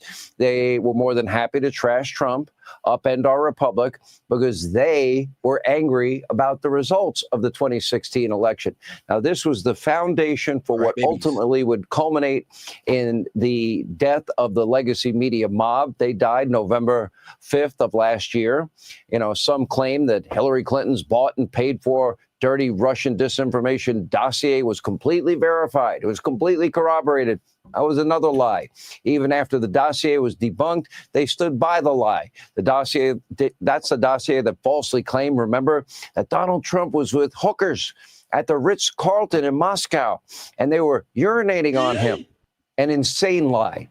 And then there were others who even told their viewers that Donald Trump was a... Okay, now that is wild. He was with hookers in Moscow, and they were giving him the R. Kelly treatment. Like, come on now. Dems. Y'all really believe that? Come on. I know y'all couldn't have believed. Well, never mind. Actually, I take that back. But what I've been seeing in the chat, y'all believe anything bad about Trump. Russian asset. The hysteria of dishonesty was off the charts. Let's take a little trip down memory lane, shall we? Take a look. Certainly say with confidence that there is significant evidence of collusion between the campaign and Russia. U.S. authorities are seeing if those emails we just talked about are connected to an ongoing Russian disinformation effort. This president needs to be impeached. I believe that. I believe there was collusion. Mr. Trump is seeing more and more of the walls closing in on him, which is why he is becoming increasingly desperate. The presidency is effectively a Russian op. Right? You know, partisan warfare between Republicans and Democrats. This is international warfare against our country. This is evidence of willingness to commit collusion. Specifically, Willie, I think what it means is that a federal judge found that people in Trump's organization were colluding with the Russians. This cloud about collusion with Russia will hang over him no matter where he stands. I personally think it's over. I don't think there's anything that can be done that can stop this at this point. Cacophony, this gushing of lies, problems, questions, chaos that will stop this presidency in its tracks. It does look like collusion. It does look like he's listening to Putin more than he is American intelligence. And frankly, I've never seen that before. No, this is evidence that they are all corrupt liars, complicit, basically talking heads, an extension of the DNC press office. That's all it's evidence of. And because none of it was remotely true. Conspiracy theorists. Yeah, it was a bit far-fetched. Like, even when, I mean, here's the thing. I wasn't the biggest Trump supporter during his presidency. It took me like close to the end of his presidency to realize, all right, man, Trump wasn't even that bad. You guys fear-mongered on a president that did pretty good. But when I first heard about the Russia hoax, I was like, hold on now. He's working for Russia. I mean, guys, we done had presidents that had more closer relationship than with world leaders. And the whole Russia, the hoax thing, I never really believed it. But let's be real, though. It was entertaining to watch while it was going down. Like them trying to impeach him, trying to say he's a spy for Russia. I never heard about the hookers and the urinating part. Now, that one's new. But this was pretty hard to believe. Like, this kind of what got me looking into Trump as well. The whole Russia hoax is like, bro, come on, Russian asset. You guys are being ridiculous at this point. Like, if that's the case, you can damn near say Obama was a Russian asset. He let Russia get away with a lot more. It's Rachel Maddow, Humpty Dumpty, Fake Jake Tapper, you know, the whole group of them, and the hundreds of other so-called journalists that are not journalists. They're talk shows, but they're not honest about what they do. They reported this hoax day in and day out, year in, year out. Where's their apology? Where's the retraction? They manipulated their viewers for reckless political gain to advance their own political agenda. And now they just want to move on. Is it any wonder they lied about the border with no problems at all? The border is closed. The border is secure. Joe Biden is so cognitively sharp. Meanwhile, the guy's in a steep cognitive decline. Inflation is transitory. Is it any surprise that the lies continue today?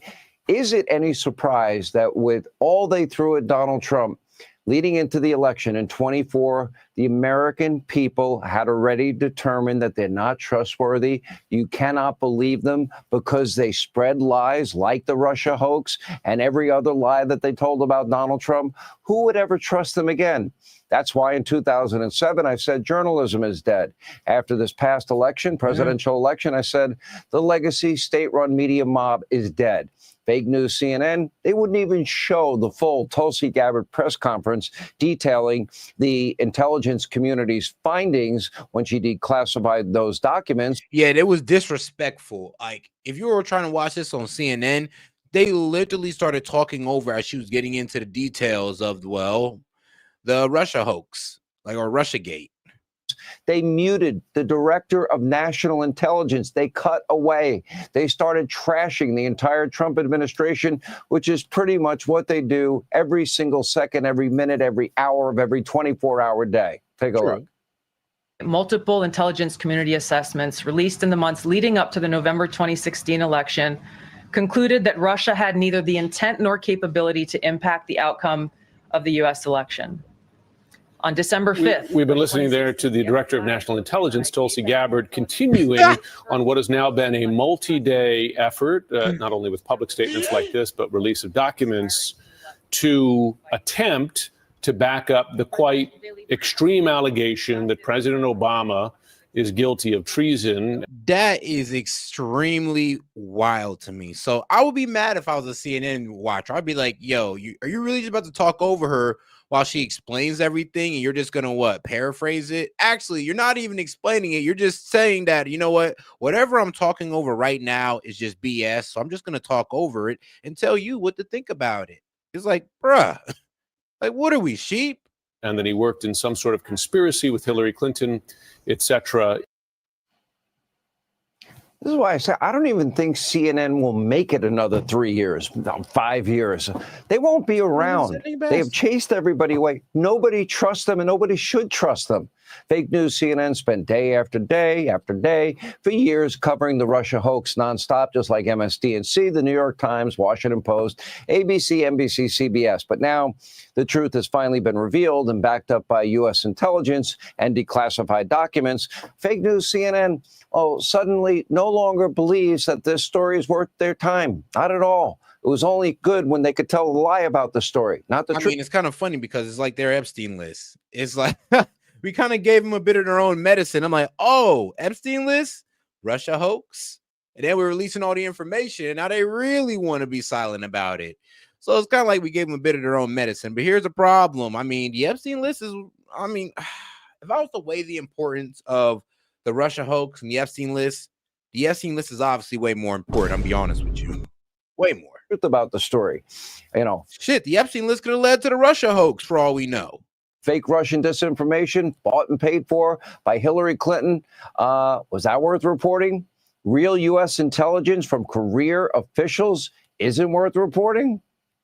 Okay, those are called editorial decisions. That's also called, bias. Take a look. And manipulation in a way. Tulsi Gabbard, who is speaking at this moment, as you can see there on screen in the White House briefing room, there's no better way to get back in the good graces, or try at least to do so, than embrace one of the president's largely conspiracy theories and just a favorite old tropes going back to the 2016 campaign. Now, that was a funny thing they were saying. They were going like, oh, no, she's just cooperating with this because, well, you know, Trump kind of pushed her off to the side over the Iran bombing, pretty much saying that, oh, Tulsi don't know what she's talking about. These guys got weapons. And, you know, they end up bombing Iran, even though Tulsi Gabbard said that Iran didn't have, you know, any nuclear weapons or weren't proceeding towards a nuclear weapon. And because, well, Trump pretty much put this young lady put this woman in a corner. Yeah, the news media is running off. Well, you're just trying to get into good graces because you sat your ass in the corner over the Iran bombing. But I do think that she does make which is reasonable. That's reasonable to say. Republicans nervous because of her background and lack of seriousness. And if there is something that happens in this country, I'm not sure that they trust her. Tulsi Gabbard is simply an opportunist in this play, right? Her star is falling. Her analysis was thrown out the window on Iran. She embarrassed herself with that that somewhat bizarre video about nuclear weapons in Japan. And so she's using this as an opportunity to get herself back into favor with the White House. If this is the level of intelligence that we're getting from the DNI, the Director of National Intelligence, on this subject, it makes you wonder about what else we're going to get from them. And it gets worse. One analyst at fake news CNN actually declaring the Trump administration was aiding Russia by reporting the truth. Okay, I guess old habits die hard. Take a look.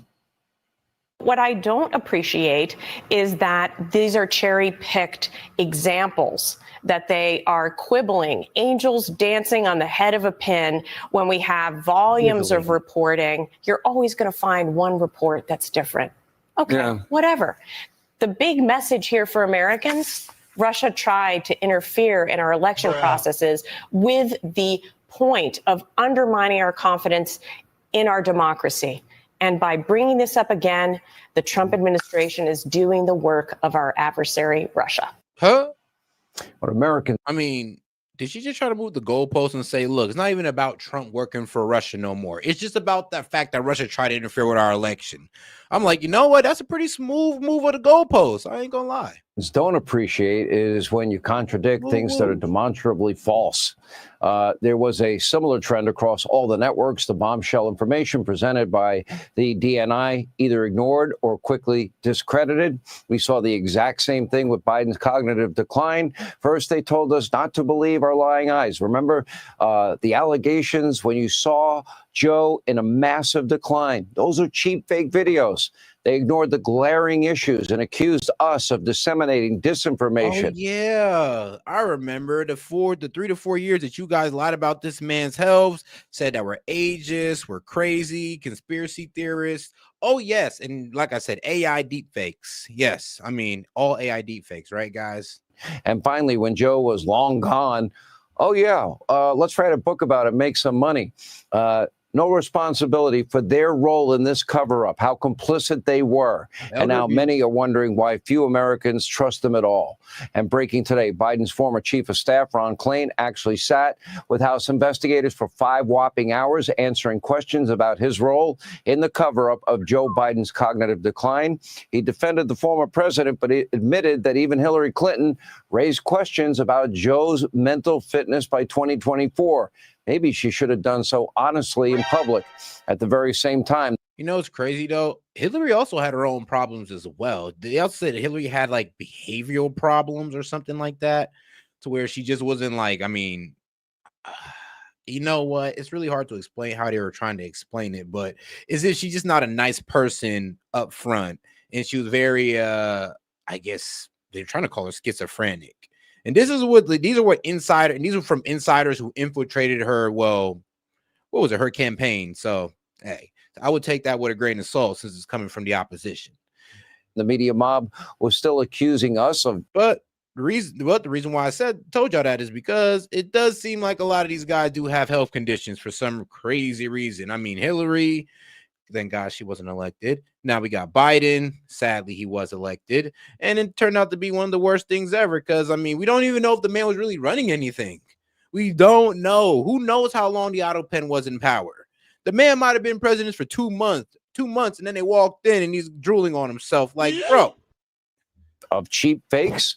Karine Jean-Pierre talking point, for playing very real videos, not doctored at all, of Biden struggling to perform even the most basic tasks, never mind communicate. Americans weren't fooled. And in November, they sent Democrats packing and the media mob an important message. We will never trust you again. You have lost our trust. Sadly, that message has fallen on deaf ears. Hey, Sean Hannity here. Hey. To be quite honest, I would say this. The Dems, they're a delusional bunch. I'll tell you that right now. When it came to Biden's health, they were being pretty damn delusional. The problem is, I would say, it's not that I can't trust Dems. It's just I got to know what Dems are delusional about. And one thing was Biden's health, and the second thing was Trump. 2 things that Dems are just also delusional about. That they just won't, for some reason, it just gets in the way of their critical thinking. Other than that, they're pretty reasonable people. Now that Tulsi's blown the lid off Russiagate, Democrats have identified a new scandal of the century. Over the last several months, the Justice Department dispatched hundreds, if not thousands, of agents to comb through the Epstein files and flag any mention of Donald Trump. Now we learn in May, Pam Bondi informed Trump that his name is included in those files. True. Schiff's making things up again. He's trying to make. No. That actually came out to be true, actually. So they did, Pam Bondi did let Donald Trump know that, yeah, you are on the Epstein list. It's placing you in like close proximity and all that good stuff. And I heard that's what was told to Trump, and that's why he's calling it a hoax. Epstein, the new Russia, running the same kind of innuendo campaign all over again. Don't take the bait. We've been reporting Trump knew Epstein for more than a decade. They had a falling out. If the government had Epstein dirt on Trump, they would have released it in 20. Which is true. I mean, here's the thing. They would have released it, but let me throw a wrench in that logic real quick. I mean, let's say that there were some high officials. To think, we're talking about Biden. What if Biden's in it? What if Hillary's in it? What if a lot of old Democrats are in it? Just like there most likely is a lot of old Republicans that are in it. So, like I said, it's not me casting like, shade on just the Dems. I'm saying that both parties are most likely involved. But who's to say that those parties were looking at that Epstein list and be like, yo, we can release this on Trump. We damn near have to send most of our own to jail as well. Like, it's like mutual destruction. It's like the Epstein list is like the nuke of, it's like the nuke of the party pretty much, or the Democrats and the Republicans. It's like they're mutual destruction. They can nuke each other with the Epstein list. 16, 2020, or 2024. A lawyer for the Justice Department just met with Ghislaine Maxwell today in her prison cell to hear what she has to say about other clients. It was such a powerful meeting, they're going to meet again. Democrats better be careful what they wish for. The truth is, Tulsi struck a nerve because late last night, all the president's men came crawling out of the woodwork to cry on CNN. Clapper says he did nothing wrong, but he's still lawyering up. Now he knows what it's like. So what will you do if they come after you? What is your plan? Well, I'll lawyer up, I suppose. Already have. Let's go. You've already hired attorneys in case of, in anticipation that this Trump Justice Department could try to prosecute you. We've had sort of perpetual attorneys since I left the government in 2017. Comey's main man, McCabe, also chimed in to claim the FBI said Russia never affected the election. At no time did we ever conclude that the Russians succeeded in entering voting machines and changing the vote tally. Well, I wonder how everybody got this idea then. The Russians definitively hacked the election. Russia hacking the election to elect Trump is the end of our democracy. Votes were definitely affected. Russia hacked the election to tilt it to Mr. Trump. The president does not want to come to terms with the fact that the Russians hacked the election. Russia hacked the election. Russia did hack the election. Damn, it's them like taking all credit away. It's like, bro, there's nobody really supports you, Trump. Your base ain't real. It was all Russian bots. Like, hey, y'all wild.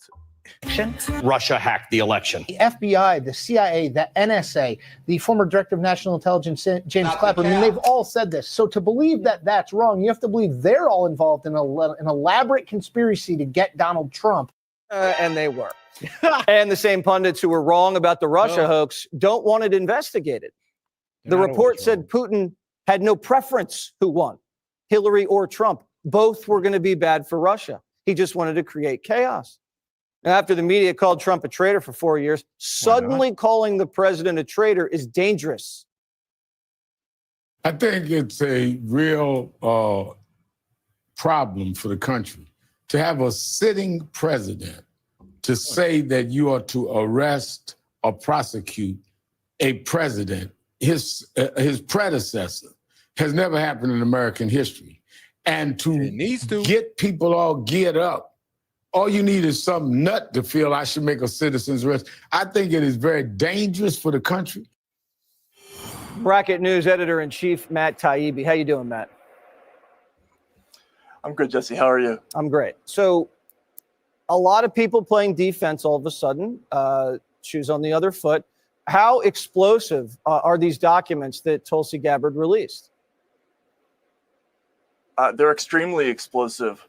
I think all of us who've been covering this story for years thought there would be at least something in the documents pointing to the idea that Putin preferred Trump and aspired to help him get elected, but there's literally nothing there. And the key piece of evidence is a fragment of one sentence that was whispered to Brennan himself by a Russian defector, and that was rejected by the CIA twice.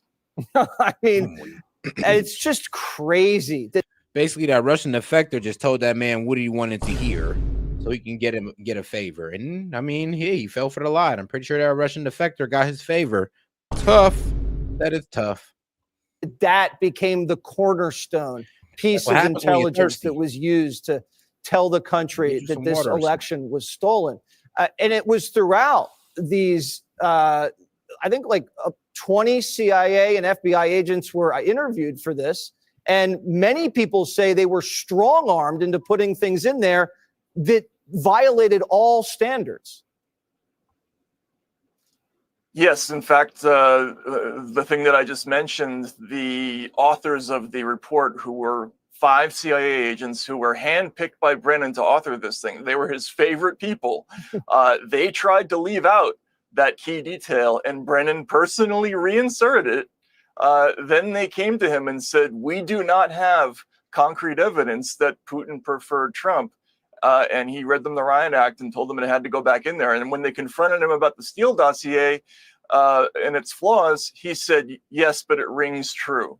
It rings true. And that was the assessment of the top intelligence officer in the country. It rings true as well. Where does this go now? Do you expect, or are you hearing about more revelations? Well, I know that there are more documents. There are more documents from the same source that was released yesterday. There are also some more documents from another investigation that may or may not come out. But I don't know the timing of that. However, it's pretty clear that what's going on is that they're trying to prepare actual criminal cases, that there are referrals being made. And you heard James Clapper talking about being lawyered up. I think that's probably going on universally right now. Right. All right. Well, it's funny how these things kind of boomerang on parties, isn't it? Matt, great reporting. Everybody check out his reportage. I sound so smart when I say reportage, but go check it out. Thank you. But all right, guys, let's get back over to the left side of media with CNN as they get into why Columbia University is settling with $222 million. Woo! All right, let's get right into it. Now, the first school to reach a negotiated settlement with the Trump administration over claims of anti-Semitism. As part of this agreement, the university will pay more than $220 million over 3 years to settle these claims of anti-Semitism on campus. And in exchange, the Trump administration will unlock the hundreds of millions of dollars. And bruh, it makes me wish I'd have went to Columbia. I'd have been claiming anti-Semitism too. What, is that a class action lawsuit or something? Like, man, let me know. I will add unrelated scientific research funding that they froze to force Columbia to try to bend to its demands. And also as part of the deal, Columbia is not required to admit wrongdoing. The school saying this: the institution's leaders have recognized repeatedly that Jewish students and faculty have. Now, here's the crazy thing. Now, Dems, you know, when people settle, you know, when Trump settles a couple of cases and you guys overly criticize him and said, oh, no, he's guilty. Keep that same energy for Columbia, please. Keep that same energy. The institution's leaders have recognized repeatedly that Jewish students and faculty have experienced painful, unacceptable incidents and that reform was and is needed. President Trump celebrated the deal overnight, posting this in part: I also want to thank and commend Columbia University for agreeing to do what is right. I look forward to watching them have a great future in our country, maybe greater than ever before. Joining us here in studio for her first TV interview since announcing the settlement is the acting president of Columbia University, Claire Shipman. Thank you so much for being here. Of course, I Kate, really good appreciate morning. it. This is a very big moment for the school and for higher education and its relationship with the federal government. Absolutely. What was it that it was negotiated for quite some time? What was it that got this over the finish line? So many things. Look, I think in the biggest possible of pictures, this resolution is really going to allow us to turn a page on a period of deep instability for our institution. I think, as you mentioned, it took us months of a lot of conversations, deep deliberation, and almost word by word negotiation. And our view was always we were willing to talk as long as the talks were productive.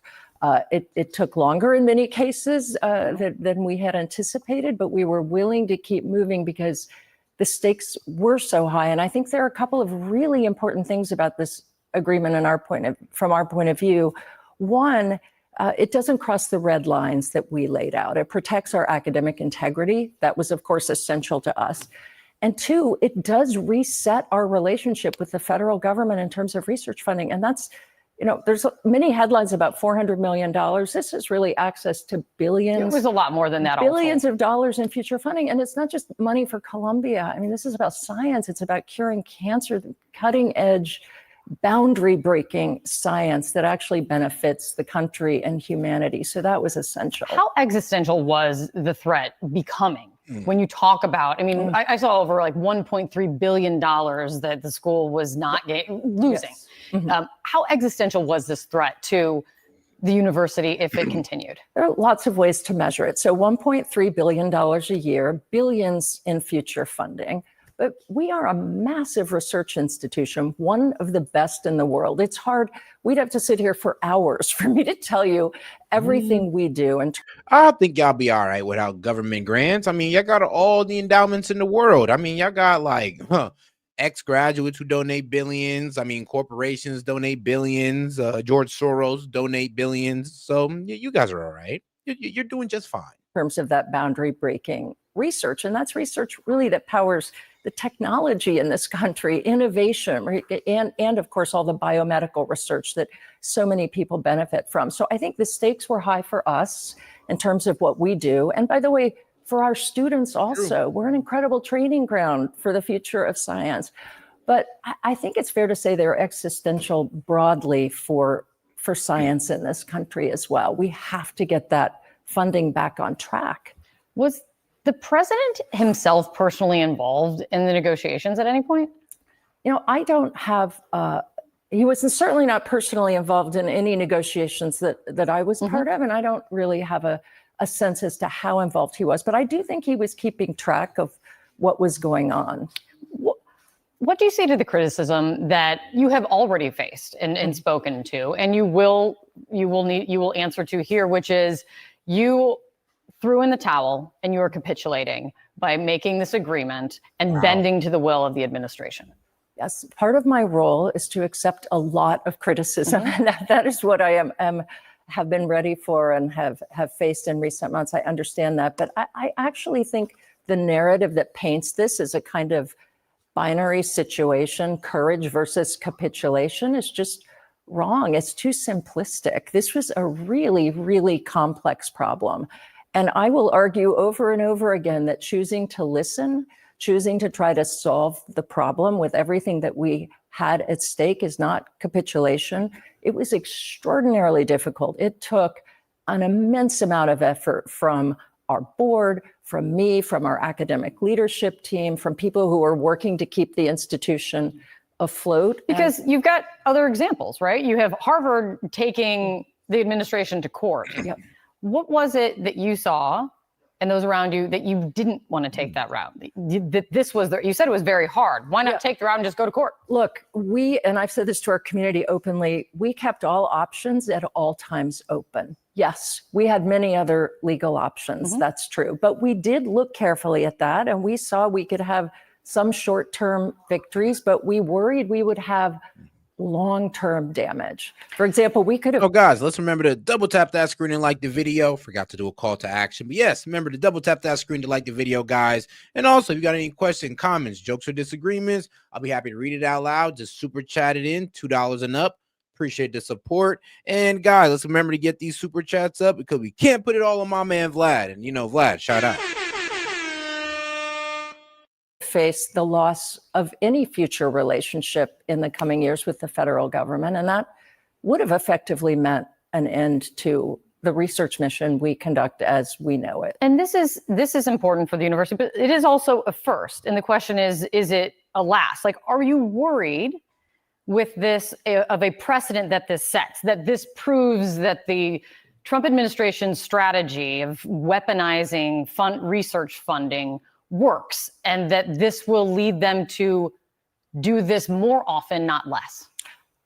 I can tell you, first of all, I am confident in the agreement we struck. We worked, again, on every word. So I am confident it does not cross our lines that were essential to us. Of course, I'm aware of the atmosphere in which we, are and were talking to the federal government and what other institutions are facing. It's a very complex moment for higher education. I respect every decision that every other institution is making and will make. I've had incredibly helpful, deep, thoughtful conversations with the leaders of other institutions. And I really think we are all. Hold on. What was that? Immediate review of Middle East curriculum. Yeah, that's a bit racist, but I ain't gonna lie. That's kind of funny. It's like, yeah, you got to review all Middle East curriculum, make sure they're not teaching jihadist values and all that good stuff. All right, cool. I mean, as long as you investigate Jewish curriculum, making sure they're not teaching, I don't know, far-right values of the Likud party. I mean, hey, man, let's be fair and consistent. With the leaders of other institutions. And I really think we are all facing many of the same issues. And I understand there may be different choices Christian made, but studies this too, why was not? the responsible path for Columbia. And I think it's a path that, again, is going to allow us to move on with the work we do so well. And that is, and you said this was one of your red lines, but when it comes to independence and free expression and academic independence and free expression of your students, like, if people see this settlement and question if they can trust the school's academic independence now, question if students or anyone on campus that free expression will be allowed and not punished. What do you say to them? I mean, this is a core question. Absolutely. Look, free expression is a bedrock principle for us at Columbia. And I would say at Columbia especially, we have a real history of celebrating free expression, and we always will, but not when it crosses the line into discrimination, harassment, calls for violence, or when it disrupts our ability to just conduct. And shout out to my man Vlastine. He said vid in Discord talking about them trying to shift the lines in Texas. All right, brother, I got you. Our work as an academic institution. So that is the challenge we've faced in recent years. And I think our systems are working better now. I think I would encourage everybody to read the agreement. It does not impinge upon that. But of course, there are always going to be lines on our campus as regards free expression if they're veering into that territory of harassment, discrimination, or disruption of our ability to function. Yeah, I think this is a very big moment. I mean, you just came into the position in March, and what a few months this has been, but a very big moment for higher education, even far beyond Columbia. So thank you so much for coming to talk to us. All right, guys. And now let's go over to the, I guess, the centrist media. Shout out to Sky News because they released something pretty damn interesting, right? So inside Return to the Land, the group making a whites-only community in Arkansas. Yeah, this was a pretty interesting video. I'm not even going to lie. So let's get right into it. Let's see if you guys like it as well. All right, guys, make sure we double tap the screen and like the video. Whites only.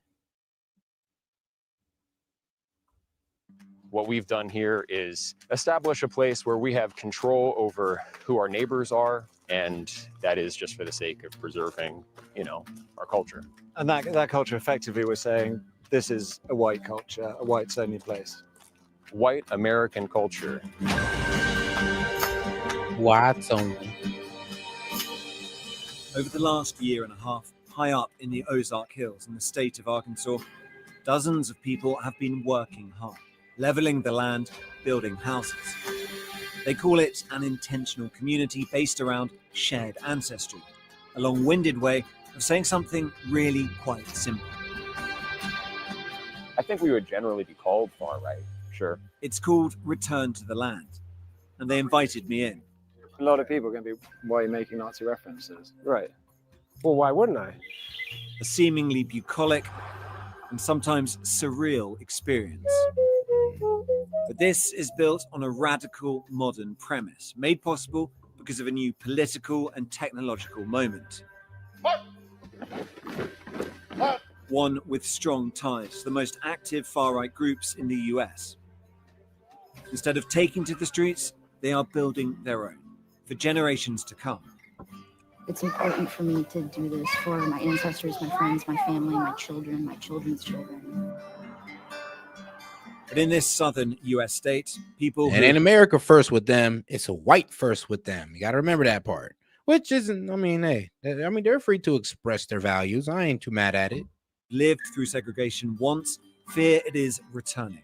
Shout out to my man Vlastine. He says the other 5. He's like, all right, I got you. When you hear things like that, it causes you to be fearful. And you don't know who to trust. Its founder says he is building a fortress for the white race. It's a racial association. I kind of want to ask you, after seeing this, do you think what we're doing is immoral?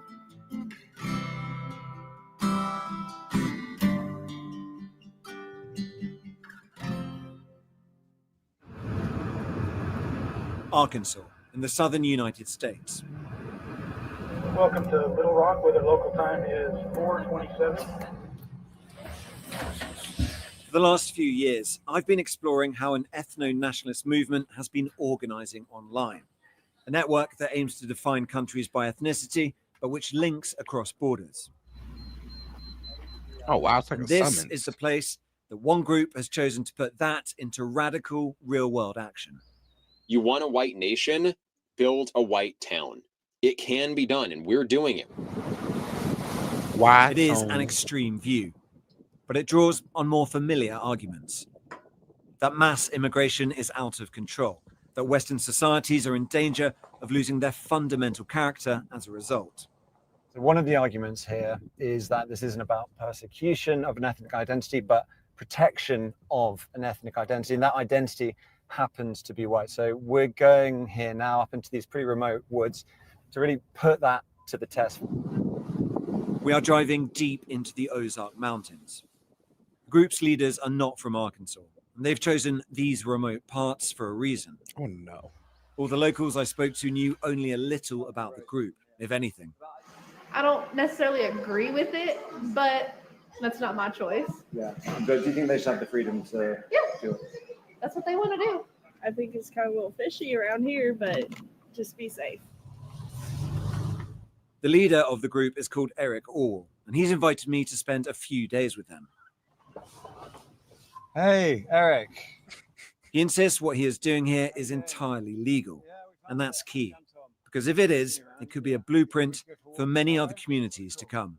Welcome to the Ozarks. Thank you very much. That's true. What we've done here is establish a place where we have control over who our neighbors are, and that is just for the sake of preserving, our culture. And that culture, effectively, we're saying this is a white culture, a whites-only place. White American culture.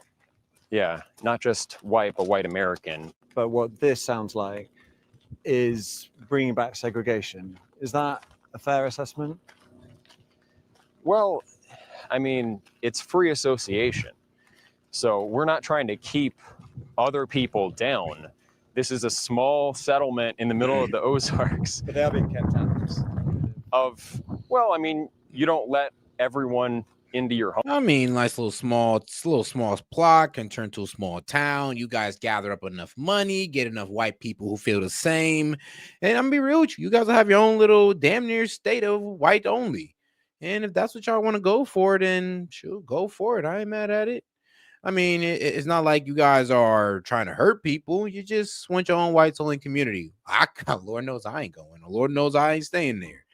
But hey, it is what it is. All right, guys, let's get over to our man Gavin Newsom, pretty much complaining about how they lost the midterms. And shout out my man Vlastine for the video. Let's get right into it, guys.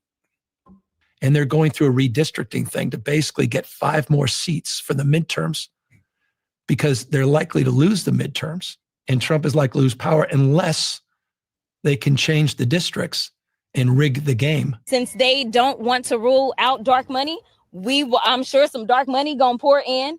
on the behalf of the American people. So what I am saying is every tactic, as well as making sure we're touching people. So we got to give you more updates here today on the redistricting battle that we've been covering out of Texas and potentially even more Republican states here to come. Like, it's funny though. It's kind of crazy when they do it. It's all good. I mean, look what y'all did with New York. Look what y'all did with California. It's all good when you guys do it. But when God forbid the Republicans try to do the exact same thing. God forbid.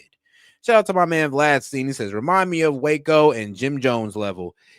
Yeah, it kind of does, except, well, who knows? Who knows how it's going to end? Who knows if they're going to end up drinking the Kool-Aid in the end? I mean, for this, they get a 3 out of 5 Kool-Aid packs. I mean, those nice group of white people, white separatists, they get like 3 Kool-Aid packs. Like Ohio, Florida, and Missouri, because last we checked in on you, the Democrats were threatening to retaliate. They spent the past several days claiming that, hey, Republicans, if you redraw your congressional districts in your own favor, we could do the same. But as I told you at the time, and I mean, let's be real, both parties practice this. And the funny thing is, though, it could end up backfiring on them because they could always lose said district that they all of a sudden created.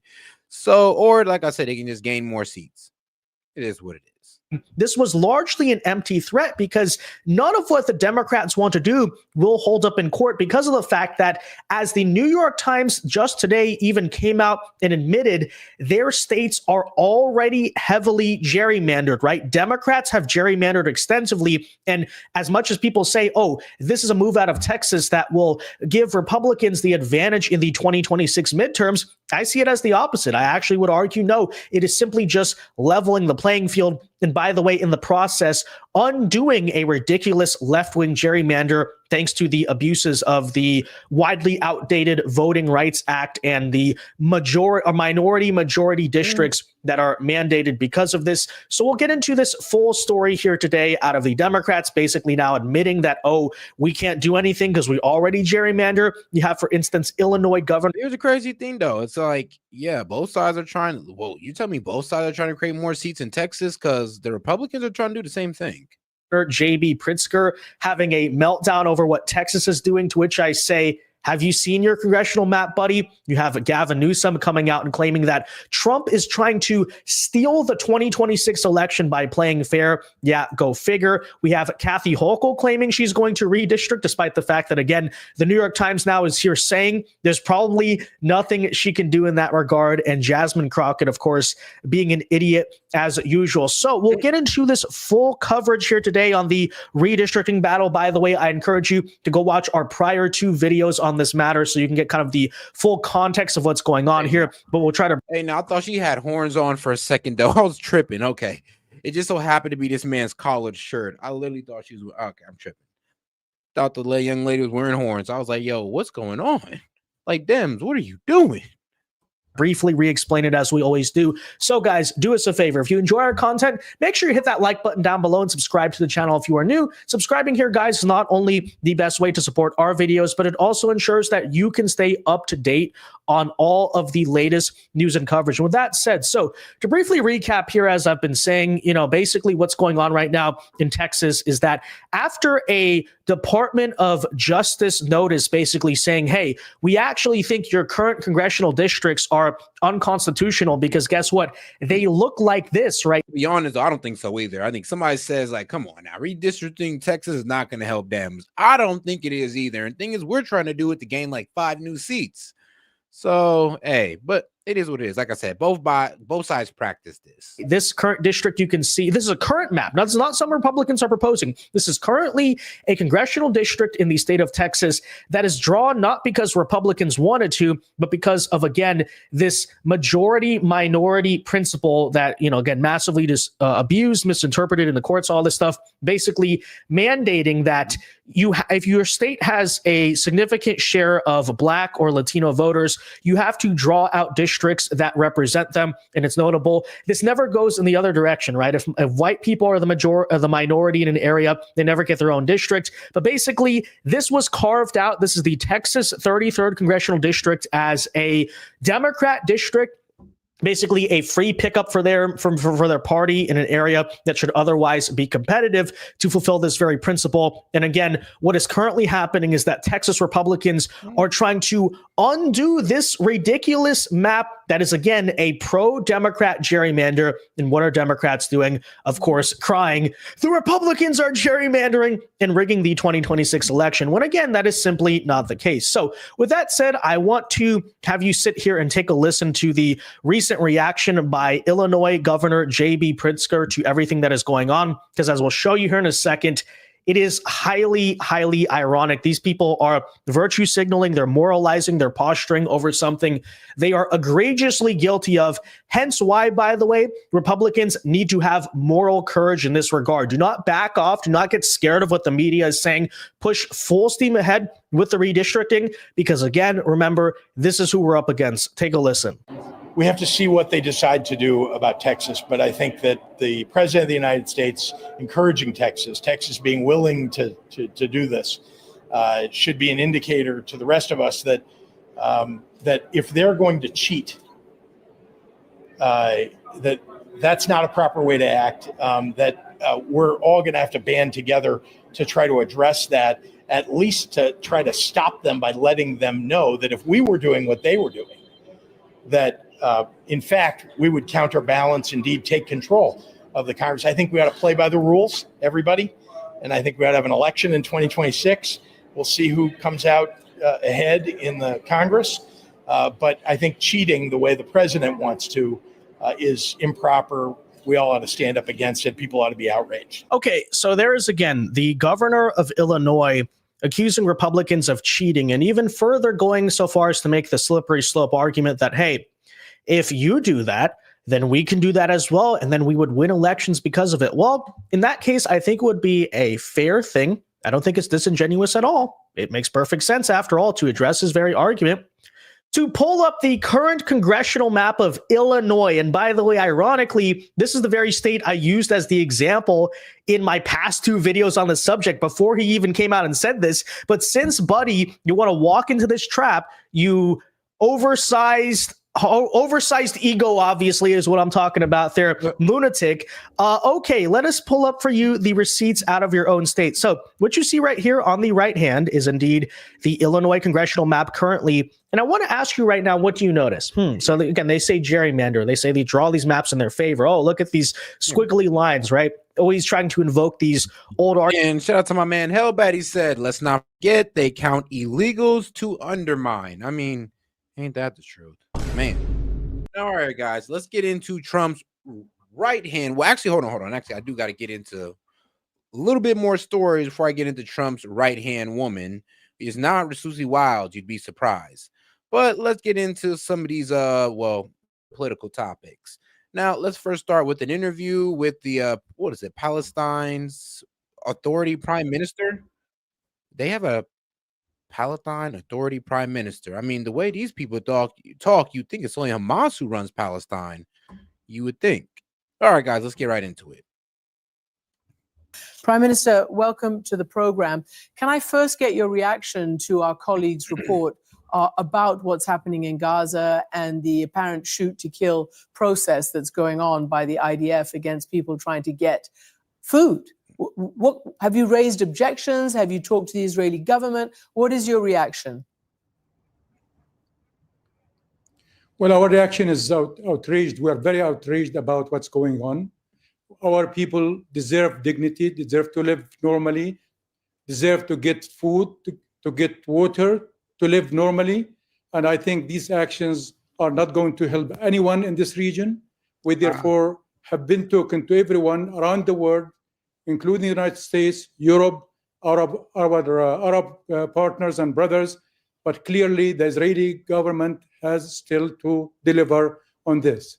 We believe that wars will not bring peace to this region. And these actions will only bring hatred and anger to this region.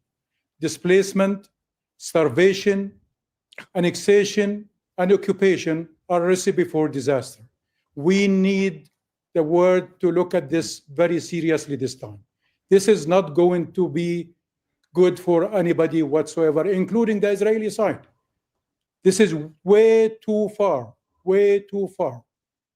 Mr. Prime Minister, let me also ask you about starvation. First and foremost, the UN's World Food Program, headed by Cindy McCain, the widow of the former U.S. Which is, I guess, the new atrocity coming out of Israel. Like I said, it was shooting at the Gaza trying to get aid, but now it's starvation. And I mean, if you've been on X, you've been seeing a whole bunch of starving babies, pretty much. I mean, well, dying on camera, pretty much.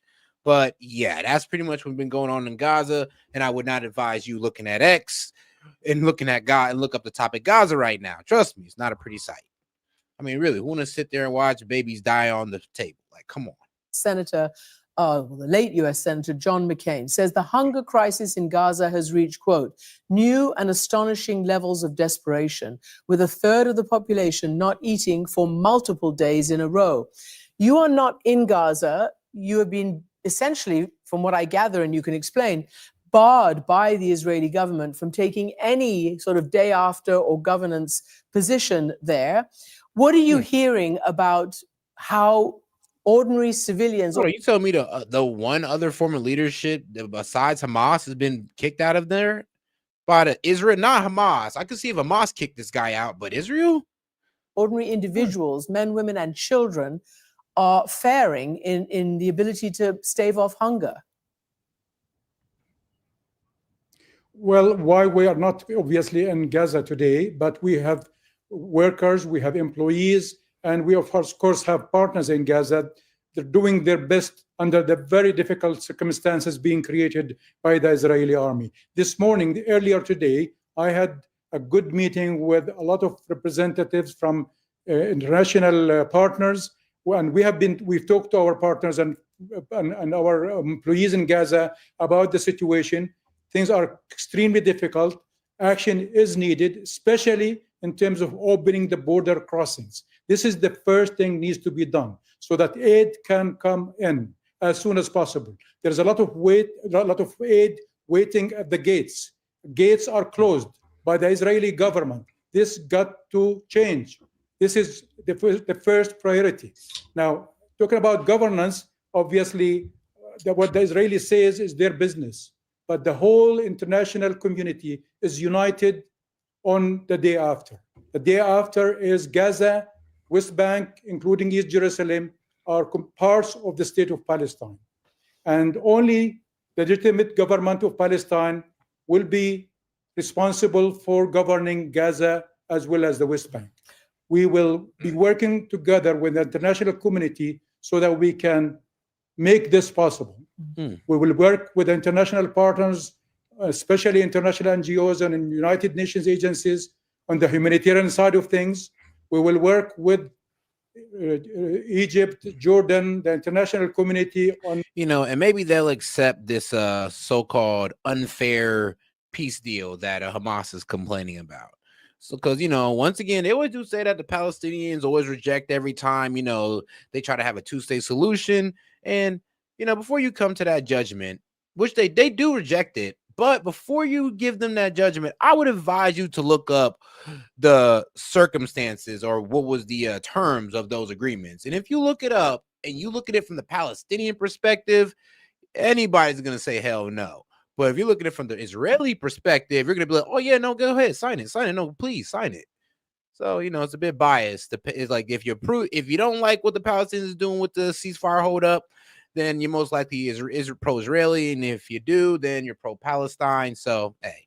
Stabilizing force for the region, for Gaza and beyond in the day after. We will work with our international partners on governance and how we can reintegrate the institutions of Gaza with the West Bank. And also already working in preparation for Gaza Reconstruction Conference with Egypt and the United Nations so that we can rebuild Gaza in the day after. Okay. So we have the plan, we have the partners. All we're looking for is the end of the Israeli occupation of Gaza as soon as possible.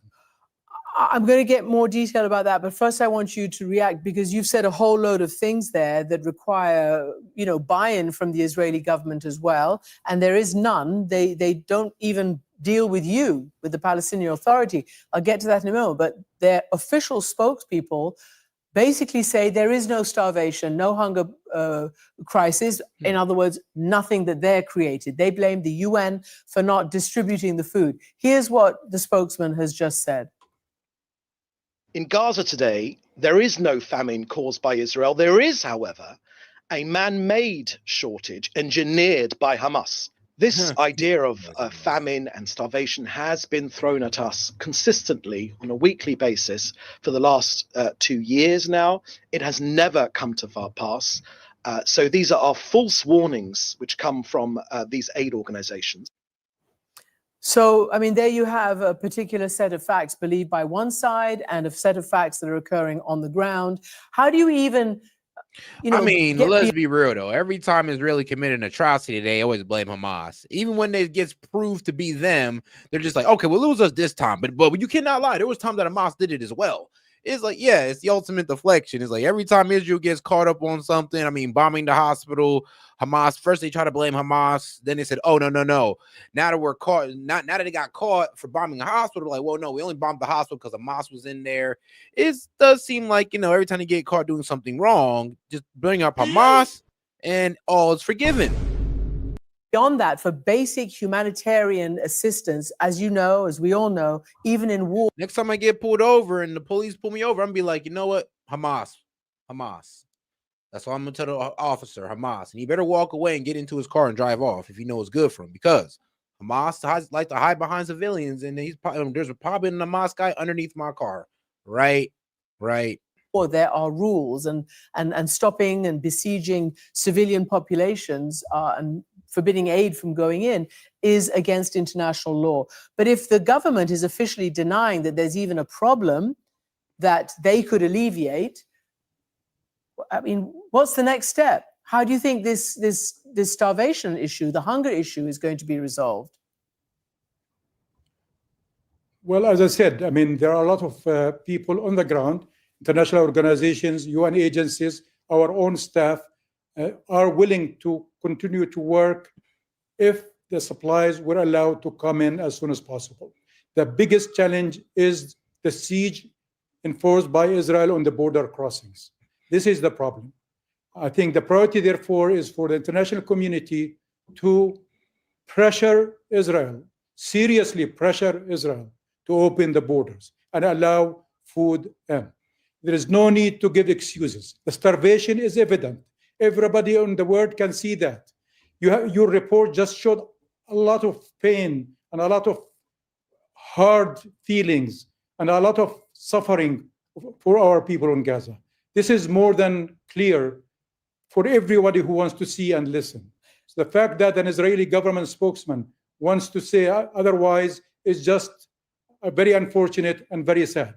The truth is, children are also being starving, being allowed to die starving. Journalists are being targeted. Aid workers are being targeted. So this got to end. There's no reason to continue this war.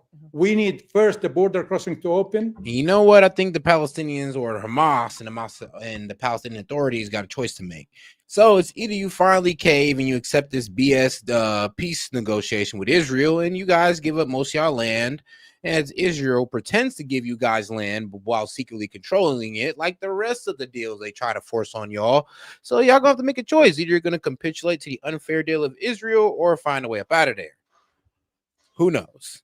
Aid to come in, United Nations and international organizations be allowed to do their job, a ceasefire to take place, and then Israeli forces to leave Gaza, and then with the support of international partners, the Palestinian Authority is more than willing and able to do the job.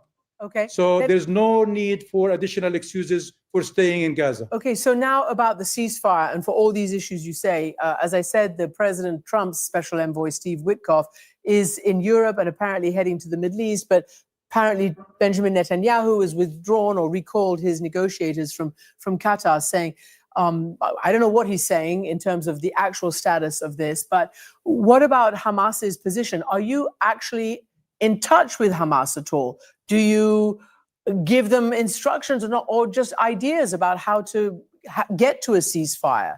Because they also are holding out. So how is this going to end? Well, holding out, yeah, because they're not really getting a good deal. And I'll be honest, like Israel has never really tried to give the Palestinians a good two-state solution.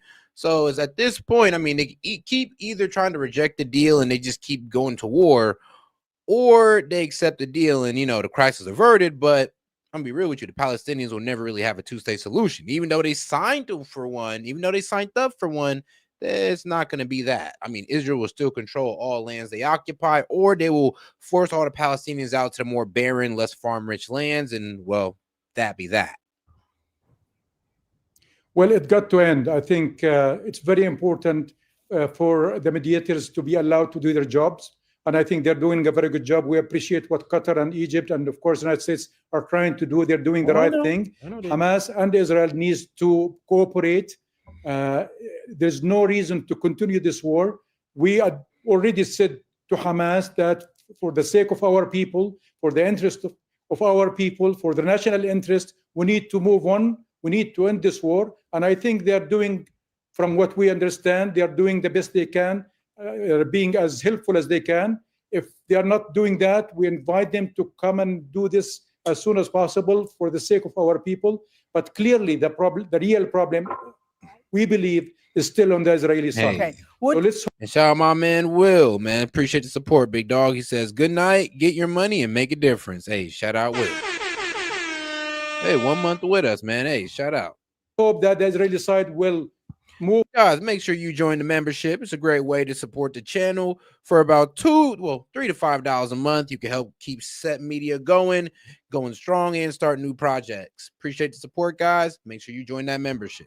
Move on with this. Okay, so I want to know in general what you think they're trying to achieve, and that's because you're sitting in Ramallah in the West Bank, and there's been a huge amount of settler and IDF violence in the West Bank as well.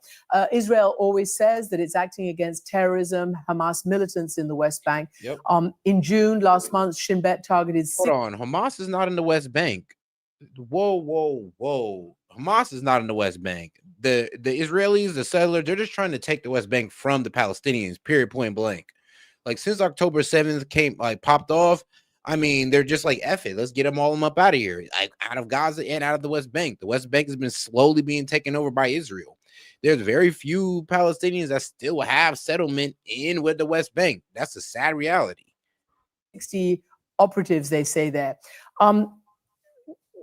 Are your security forces trying to get control of that situation? Because there's obviously always been and regularly warfare, conflict between Hamas and the Palestinian Authority.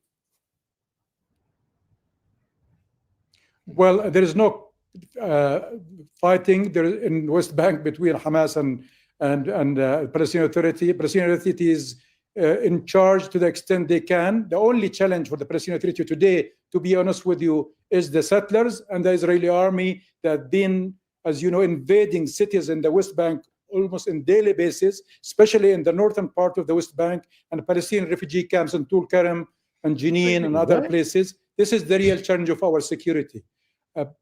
We will do our best to keep the place safe. But trust me, the security of the West Bank is more secure than many other places in this region. So this is not an excuse for Israel to continue what they are doing in the West Bank. They have been doing everything that undermines the Palestinian Authority in terms of siege. If you want to put a permanent stop to this, just give them their own two-state solution. Give them both equal shares of the land. Don't skimp the Palestinians on nothing. Don't let them share Jerusalem and all that good stuff, and this will all be solved.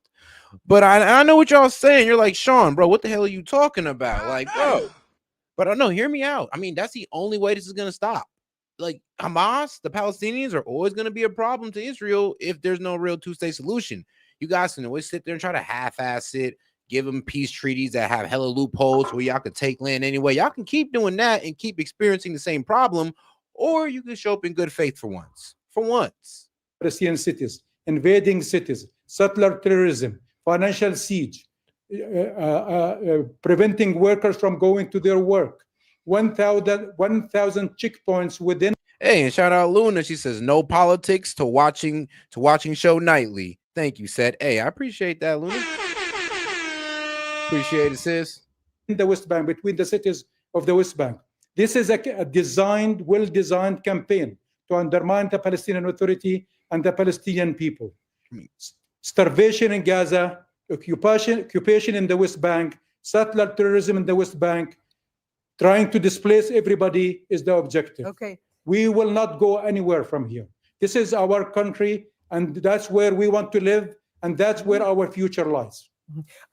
I just need to read this out to you because Special Envoy Witkoff has just posted. Yeah, but the thing is, the past predicts that Israel is not going to give you guys a fair deal. I mean, it's sad to hear it. I would love for these guys to find a great two-state solution, but every time they try to get to a two-state solution, one is either a president in the United States get threatened for trying to proceed through with it, or two, Israel just gives them the most BS deal in history. And I mean, like I said, it's up to Palestine at this point, or the Palestine authorities or Hamas to decide that, do you finally want to take this BS deal, or do you want to keep fighting until you get something better? I mean, I would suggest that, in all honesty, I don't like to say this, but they might want to accept the BS deal, considering they're seeing the lengths that Israel's willing to go with this ethnic cleansing. I mean, they're willing to go to ethnic cleansing to get you guys up out of there. I mean, y'all might want to take that in consideration, just a little bit. Between Thailand and Cambodia, with deadly clashes breaking out along the country's disputed border. And a warning that some of you may find these images that we are about to show you disturbing. Fighting erupted early in the morning near an ancient temple. Both sides have accused the other of firing. And now, yes, Cambodia and Thailand are getting into it. I know, right? Like these two. And it's pretty damn amazing because I'm just like, wow, all these conflicts that are just starting off, I wonder what's the reason. You know what? We're about to get into that. Very fast. We are definitely going to get into that. All right, guys. Let's go.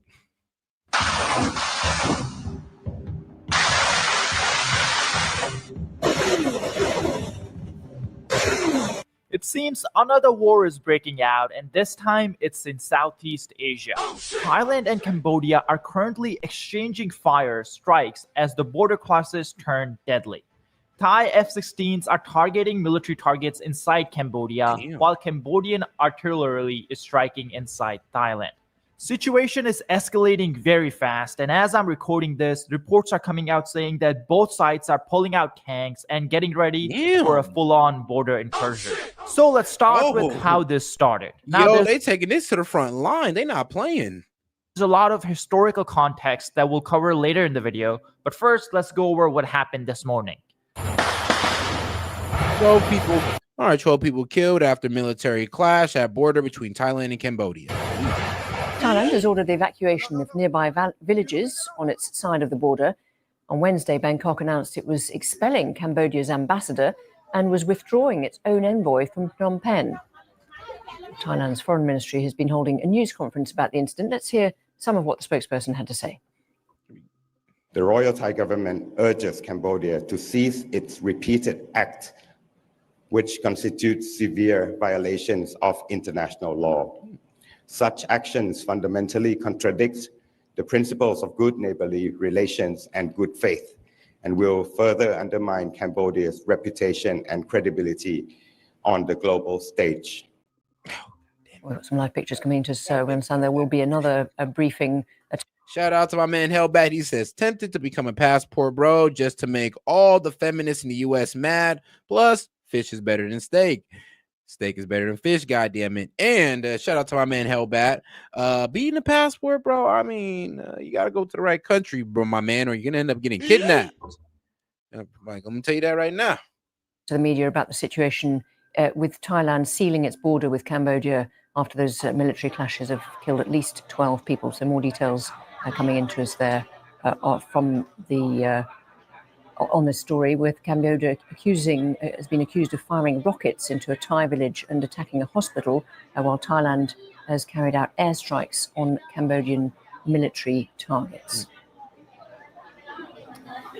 Cambodia's Prime Minister Hun Manet issued a statement on Facebook saying Cambodia has always adhered to a stance of resolve. And shout out to my man Green Bean. He says 1935 Bank Act / pyramid / eye on the dollar. Issues peacefully. However, in this case, we have no choice but to respond with armed force against this armed invasion. Now, this whole thing started around this temple that both countries claim is under their control, Oh, but there's a Lord. lot of historical context that we need to go through. The back and forth has been going on for a while. But again, this morning, the conflict started around this temple. Now, both sides are blaming each other as to who fired the first shot. Now, we may never actually know what exactly happened that triggered it, but let's go through the statements from the both sides. Before that, real quick, please be sure to hit the like and subscribe button. All right, though, that's pretty much a little wrap up of what's going on there. So, guys, prepare to hear more developments coming out of Thailand and Cambodia. Hopefully, we can get this war ended because, yeah, they're taking it pretty serious. I mean, they're ready for a border war. They're heading up to the front lines, going at it. They're already firing rockets at each other, and they're throwing troops to the front line. Yeah, this is a moment in geopolitical history. But all right, guys, let's get back to our man Vlad's video about, well, gerrymandering and creating new districts. Shout out my man Vlad. On this podcast. But here you go. Take a listen now to Democrat Governor Newsom. When we do this today on this podcast, I just read this morning that Donald Trump was on the phone with the Texas legislature, and they're going through a redistricting thing to basically get 5 more seats for the midterms because they're likely to lose the midterms. And Trump is likely to lose power unless they can change the districts and rig the game so he stays in power. Do you think he's going to try and stay in power? When people beyond his term? close to Donald Trump, send the governor of California a hat that says Trump 2028, they're not being around. Well, okay. I mean, damn, you ain't never heard of merchandise? Like, come on now. I could create a hat saying S.E.T 2028. Doesn't mean I'm running for president in 2028. Like, well, first of all, I'm not going to be 35 by 2028. So, yeah, you're going to have to catch me the next election cycle. And, but let's be real. You can merchandise stuff. I mean, you got the Gulf of America. And yes, Trump 2028 was funny and it trolling and it made you guys upset. Let's be real. One of the main reasons is the trolling and making you guys upset. Stop falling for it and we'll stop doing it so much. I first of all asked the question, as he brought up there too, by the way, very likely the proposals out of Texas, Ohio, and even potentially other Republican states, most likely the math there in the end is that it's going to net Republicans plus 5 congressional seats. Now, that's not nothing, but it's also worth noting if the Democrats are truly on the path to a historic 2018 or 2006 style blue wave, because after all, Donald Trump is just so massively unpopular, the Democrats are doing amazing. What exactly do you have to be afraid of? I thought you guys are supposed to be winning like 20 to 30 seats anyway, but apparently that is not the case. There's actually a specific reason why the Democrats are so freaked out about a potential 5 to 7 seat difference. And that is because they know they are not walking into a easy free blue wave. As a matter of fact, 2026, I should say, even on the House level stands to be looking right now as extremely competitive. As a matter of fact, there are only 21 true toss-up seats, and Democrats would basically have to win the majority of these to even have a chance of having a House majority. And of course, as we covered before, you know, so crazy in Ohio, as you see, Ohio, it's that blue little dot in the middle. Yeah, that blue dot. That's where I'm at. Do we have high crime? I mean, more than the outer cities. And let's be real, it is kind of funny though. Like the Columbus, yeah, it's liberal, but I mean, we got Ohio State over here and all that. I mean, all the makings of a liberal city. What can I say? You look at the fact that their betting odds are dropping. You look at the fact that, for instance, Qantas Insights is only. But you know what's crazy? I could actually see Columbus turning red maybe this midterm. It could happen. Just because of how the election went and how a lot of people in Columbus voted for Trump, I could see this blue dot in the middle of the blue dot in the middle of Ohio, which is my city, finally turning red, joining the rest of the crowd. Estimating a 3 to 9 seat gain for Democrats in 2026. This is far from guaranteed. They could even pick up seats and potentially still not get the majority. Why? Because their party is weak, and that's hence why they're having such a freak out about this. Now, with all of that in mind, the other story we've been covering on this front, and I told you at the time was unserious, but here we go. They're now admitting it as well. We, of course, told you about the fact that California House Democrats, pushed here by Gavin Newsom, were looking to do what they were claiming would be the same exact thing here as Texas. They're pushing here to get 5 to 7 more seats in Congress through their own mid-decade redistricting that would be pushed by Gavin Newsom. And out of the state of New York Governor Kathy Hochul was proposing, basically pushing the same exact idea. Take a listen here for yourself. What I'm going to say is all's fair in love and war, because we are following the rules. We do redistricting every 10 years. But there's other states that are violating the rules and are going to try and give themselves an advantage. All I'll say is I'm going to look at it closely with Hakeem Jeffries. I'm not surprised that they're trying to break the rules to get an advantage, but that's undemocratic. And not only are we calling them out, we're also going to see what our options are. All right, thanks, everybody. Well, what I told you the last time is that this is an unserious threat by Democrats for 2 reasons. Number one, congressional redistricting still has to hold up in court. It still has to be relatively reasonable. Hence why I made the case. The Texas one is pretty straightforward because look at the congressional seat we showed you in the beginning. It's not going to be hard to argue that this ridiculous nonsense can be undone. But secondly, not only that, but as I said, Democrats already heavily gerrymander, hence making their little empty threat here utterly ridiculous. As a matter of fact, if you don't believe me, roll the tape. What did I tell you last time? And then in a second, we're going to show you how the Democrats are now admitting also they're defeated. Okay, let's do it. Well, again, I'm real scared considering you guys already do this. But on that front, it's also worth noting that you can't just redraw districts how you want. The issue is they have to hold up in court. This is why specifically Texas and Ohio are 2 of the current concerns. And the reason why they're doing redistricting, because they believe they have a strong case there that they can legally defend, for instance, right, getting rid of this congressional district. If the court sees it and reviews the congressional map and says, hey, forget your revision, your current congressional maps are actually unconstitutional, they're not fair, they're gerrymandered, then you could also see a backfire scenario where lawsuits result, for instance, I mean, Illinois, I think that's a prime example of the opposite happening, right? Of them actually losing seats in their own states because people realize, hey, you're already freaking gerrymandering. So I say the Democrats go ahead, right? Go ahead. See if your attempts to do this actually hold up in court, because I will tell you right now, I mean, I'm not a prophet or anything. I think this one will. I think this one will. It's ridiculous to begin with. They're getting rid of it. They're making it more fair. It's more democratic. Well, ding, ding, ding. Guess who is now saying the same exact thing? I was right. I tried to tell you.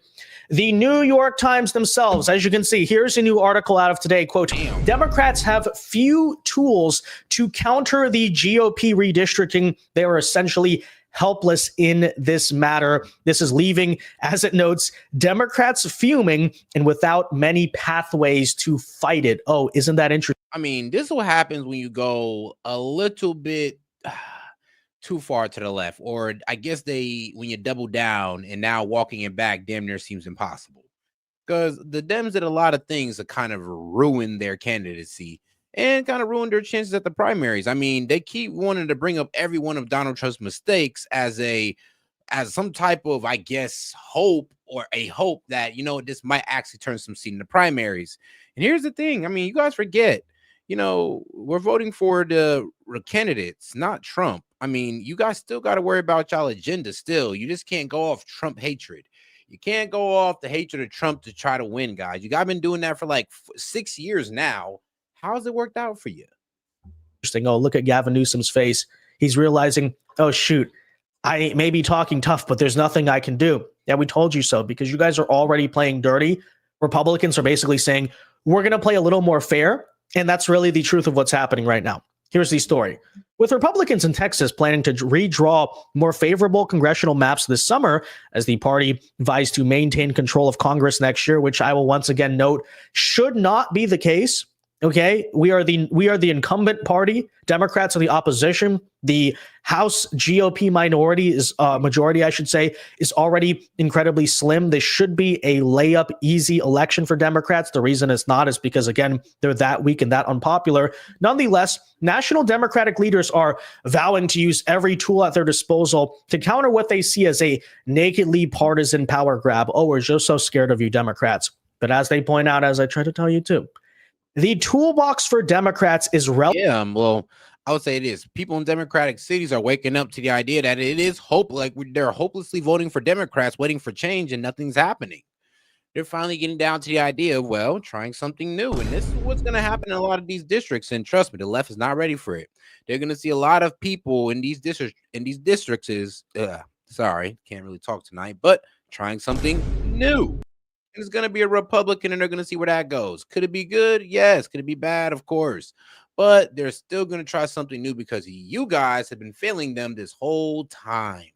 I mean, like, bro, AOC, I wouldn't be surprised if a Republican got her district because of how bad she's been doing. Relatively sparse aside from litigation or legislative protests. Why is that the case? Because though Democrat leaders have indicated a willingness to go tit for tat with Republicans, most of the largest blue states do not have a partisan redistricting process akin to the one in Texas, where the governor can call in the legislature to redraw maps. Okay, womp womp on that front. California has an independent commission, which was approved in 2010. New York also has a commission that is subject to legislative changes, so they can technically do it, but I guess the political energy might not be there in time, and New Jersey's political commission is separate from the legislature. But here's what they even note themselves. Again, as I tried to tell you, Democrats already gerrymander. Quote, states where Democrats would have complete control over any redistricting, such as newsflash, Illinois and Maryland, the two states I keep on mentioning here, this is where they can do the same process as Texas. Even their own admission here from the New York Times is what? Illinois and Maryland are, quote, already heavily gerrymandered in their favor.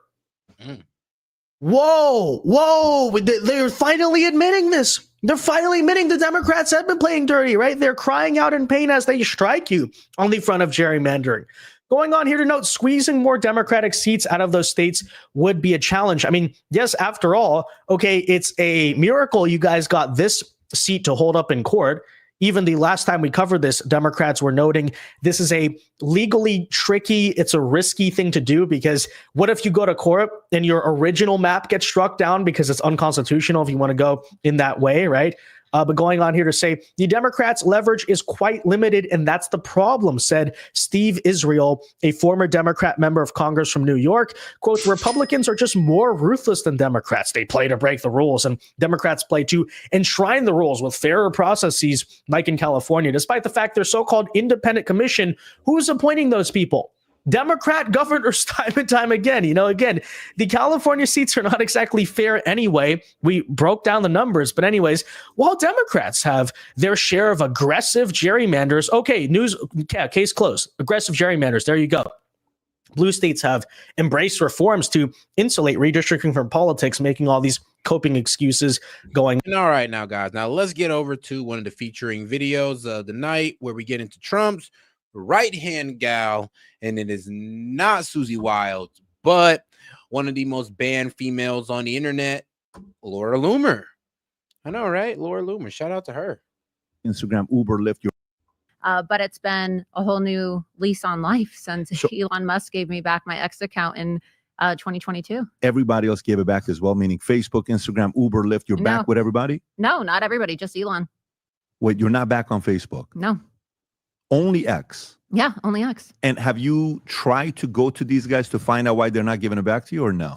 Yeah, I've had conversations with their consultants, and they hired a bunch of GOP consultants. Facebook did after Zuckerberg had his makeover, Right, and yeah. now he's a cool guy, right? All of a sudden he's MAGA. He took the tampons out of the boys' bathrooms at Meta, so he thinks that all of a sudden we're going to forgive him for years of censorship and election interference. But no, they never gave me back. You know what's so crazy about that? Like, a lot of these guys can't walk back what they've done to these people when it comes to banning accounts and all that good stuff, because they owe the money. I mean, can you imagine this? Imagine if the whole the CDC changed and they said they was real about the vaccine and all the alleged supposed harm that it does. If they had to get real about the vaccine, you know how much people would actually have to sue YouTube for a whole lot of money for a potential loss? Like, yeah, there is no walking it back for some of these guys, or they would just get sued out the ass. My account, and when they said that they were going to lift all the censorship, I wanted to test it, so I went and I created an Instagram account just to kind of test the boundaries. But you know, and I've gotten a few thousand followers since I created this new account 2 months ago. It was really just a test to see if they were really serious about not censoring people anymore. But I wish I had my old account back. I had a massive account. So is this account still on? Like they're not bothering you with this new account? I don't really post on it much. I just Okay. use it for research when I'm investigating people and looking into people and breaking stories. But so far, so good. So the idea of getting people to trust you with intel, okay, that's a skill set. Now, I think you worked with Project Veritas and you worked with InfoWars. I worked for Project Veritas. So I went to college in Miami, Florida, and ended up, they actually paid me to quit my job. So I was working for a Fox News affiliate called Channel 7 News in Miami, Florida when I was in college. So I went to school full time and I also worked full time. So I was taking 21 credits a week and also working 40 hours a week at the news station.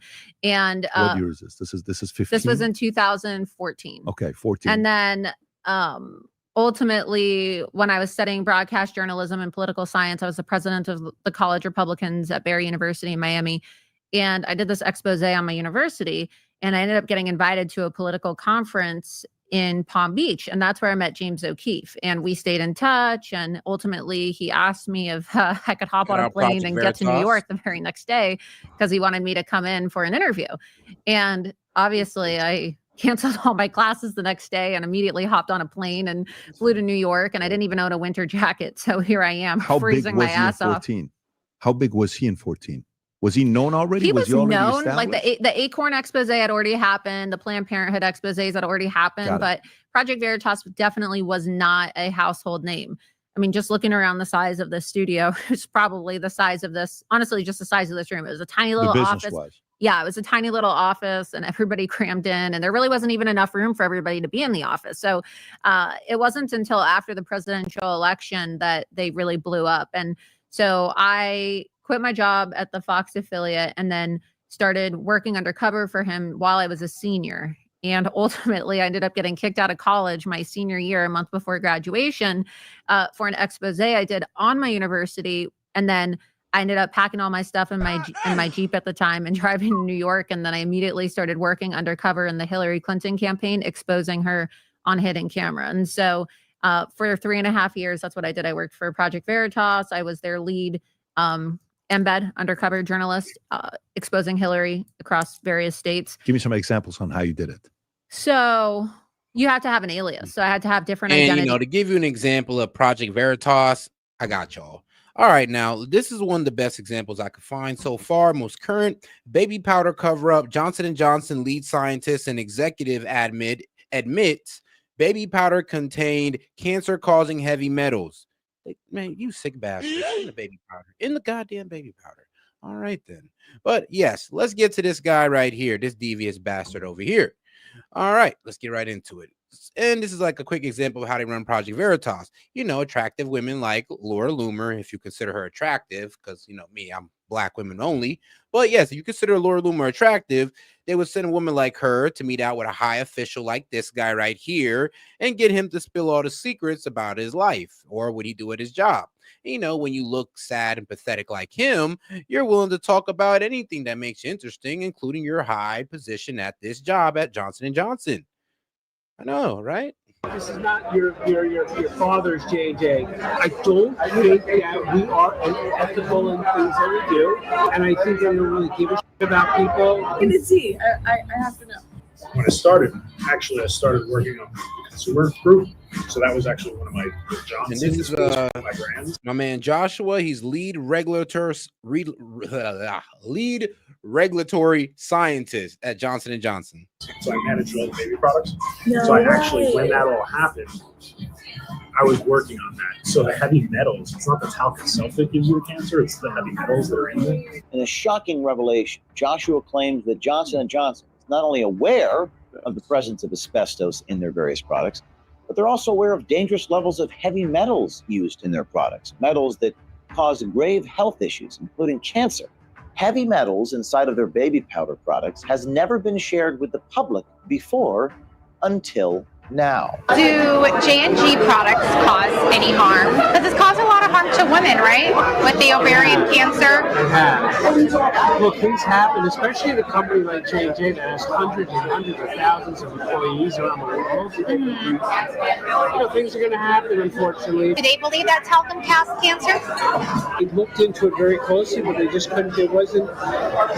I guess, in their minds, statistically significant enough where they felt that it was some kind of like serious type of an issue. How do I know that didn't cause my sister? She had ovarian cancer. Johnson & Johnson executive David Altman tells us on hidden camera that he suspects that his own family members have been affected by Johnson & Johnson's own baby powder. The reason why I'm staying is because the company, in my case, being here as long as I am, I'm getting a major reward for longevity. And they pay me a lot of money to do this now. AKA, you shut the hell up and we make sure you paid well throughout your miserable life. Wow. Okay. Like reporting me. And I don't want to be on the news tomorrow. I promise? I promise. Yesterday, we showed you a video of Joshua Reese, a lead regulatory. And that's why you never believe women on dates. She says she promised. And then look what she did. Okay, I'm just playing. Regulatory scientist at Johnson & Johnson who revealed to our undercover journalist the reckless process J&J used in creating the COVID vaccines. There's no proof. I mean, none of that stuff was safe and effective. Let's test it on some, lab models, analyze and see if it works and stuff like that, and just throw it to the wind and see what happens. Joshua Reese, the lead regulatory scientist, didn't just speak about the messy creation of Johnson & Johnson's COVID vaccine. Reese went on to speak about the controversial product that J&J created as well, their own baby powder. For decades, Johnson & Johnson has faced lawsuits with allegations of the presence of asbestos in several of their products, including baby powder, products that Joshua Reese, as the lead regulatory scientist, directly oversees. In a shocking revelation, Joshua claims that Johnson & Johnson is not only aware of the presence of asbestos in their various products, but they're also aware of dangerous levels of heavy metals used in their products. And that is the best example I can give you of Project Veritas. I mean, shout out to these guys, man. Shout out James O'Keefe. Real legend in the media space or in an investigative journalist space. Real legend. These, fake IDs. You're not allowed to fill out actual FEC documentation with a fake ID, but in terms of just going into the office and interviewing and, getting a volunteer position working with the Hillary Clinton campaign, I had at least 5 different names, right? Different aliases. That's what you did. You were a volunteer on the inside. So I went in. The way it would work is I would say, oh, I want to volunteer, and you'd sign up. And then you would just be super aggressive, right? To the point where you're a super volunteer, to the point where they start to offer you positions. And that's how I became so embedded is they thought, wow, this volunteer, they didn't know I was undercover, is so dedicated. So then they tried to make me a field operative for Hillary Clinton. And I got invited to, private events with John Podesta and Hillary Clinton and Bill Clinton and Huma Abedin, to the point where I was in the same room with some of these officials at the same time and was able to get, hidden audio and recording of Huma Abedin talking to me at the time about how they were actually going to allow for every single Syrian refugee to come into the United States. And if you recall, this is at the time when ISIS was on their rampage and Obama had called them the JV team. And, you had these Syrian refugees, migrants in the United States committing what Obama called workplace violence, right? Bruh. And so this was one of the top 3 issues was who was going to crack down on the Syrian invasion into our country. And I was able to get a hidden audio recording of Huma Abedin when I spoke with her at a private Hillary Clinton fundraiser. And it was actually mentioned by President Trump at the debate between himself and Hillary Clinton. So it exposed her as a liar about her immigration policy. We exposed them saying things like beg for forgiveness instead of asking for permission when registering illegal aliens to vote. We caught a lot of things on camera. I got one of the election supervisors in Manhattan on camera admitting that the Democrats bus people in Chinese and Islamic and Hispanic neighborhoods so that they can commit voter fraud. And a lot of this stuff was, front page news. It dominated the news cycle. What kind of background check did they do on you? What kind of, are they doing any vetting, references? They didn't do any vetting. They didn't. It was shocking. This is a presidential campaign. Presidential campaign. No vetting. I mean, if they did vetting, then we would have never been able to get that close to Hillary Clinton with a hidden camera. Well, Yeah. and were you ever in the same room with Hillary or no? Oh, yeah. What Multiple was she times. like? I mean, just very fake, right? Just kind of. I mean, yeah, she's a lady who poured out hot sauce out of her bag. We all know Hillary was fake after a while. I mean, I've been knew Hillary was fake. I never trusted Hillary Clinton as a candidate. Like, here's the thing. Like, back in 2016, when I was a bit more liberal, I didn't want Donald Trump to win, but I really didn't want Hillary to win. I really didn't want it. She did way too much race baiting, way too much, just way too much for black to try to get the black vote. And then at a certain point, she got cocky with it and damn near think that, oh yeah, I'm just gonna win this. She got too cocky too. And even though I was expecting her to win, when she lost, and now all my liberal friends were like, freaking out, I cracked a smile. I'm not even gonna lie, cracked a smile. Cold, fake. I was in the room with her advisors and her staff for the most part, right? With Huma Abedin, and I was in a room with John Podesta once. I mean, Hillary's just very cold, even to her own staff. She's not very friendly. Those people that kind of smile and, oh, hi, how's it going? And then they just hate it. And they're like, oh, get me the hell out of here. Like that. Yeah. Not very happy to see her supporters. What was Bill like? He's actually very personable. I hate to admit that because, he's such a horrible person. Yeah.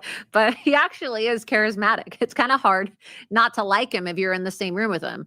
But he's a pervert. I remember this was when I had blonde hair and I was in my early 20s, just starting to work for Project Veritas, because this was almost 10 years ago now. And I was a little heavier back then, right? I've lost a lot of weight since then. And I remember that I was wearing not like a low cut shirt, but it was like a V-neck. And, when you lose weight, you lose your boobs, right? And I remember I was like a little bit more, full in the chest. And the photo that I have of me and Bill Clinton, it's kind of funny because his eyes are actually like looking at my chest. So just typical. He's very focused. He's a very focused guy. Very when focused. He sees things he wants, his eyes go So straight to it's a funny photo. I have it filmed in my studio, but. Is that online or no? Is there a picture of it should be. I mean, it may, I don't know.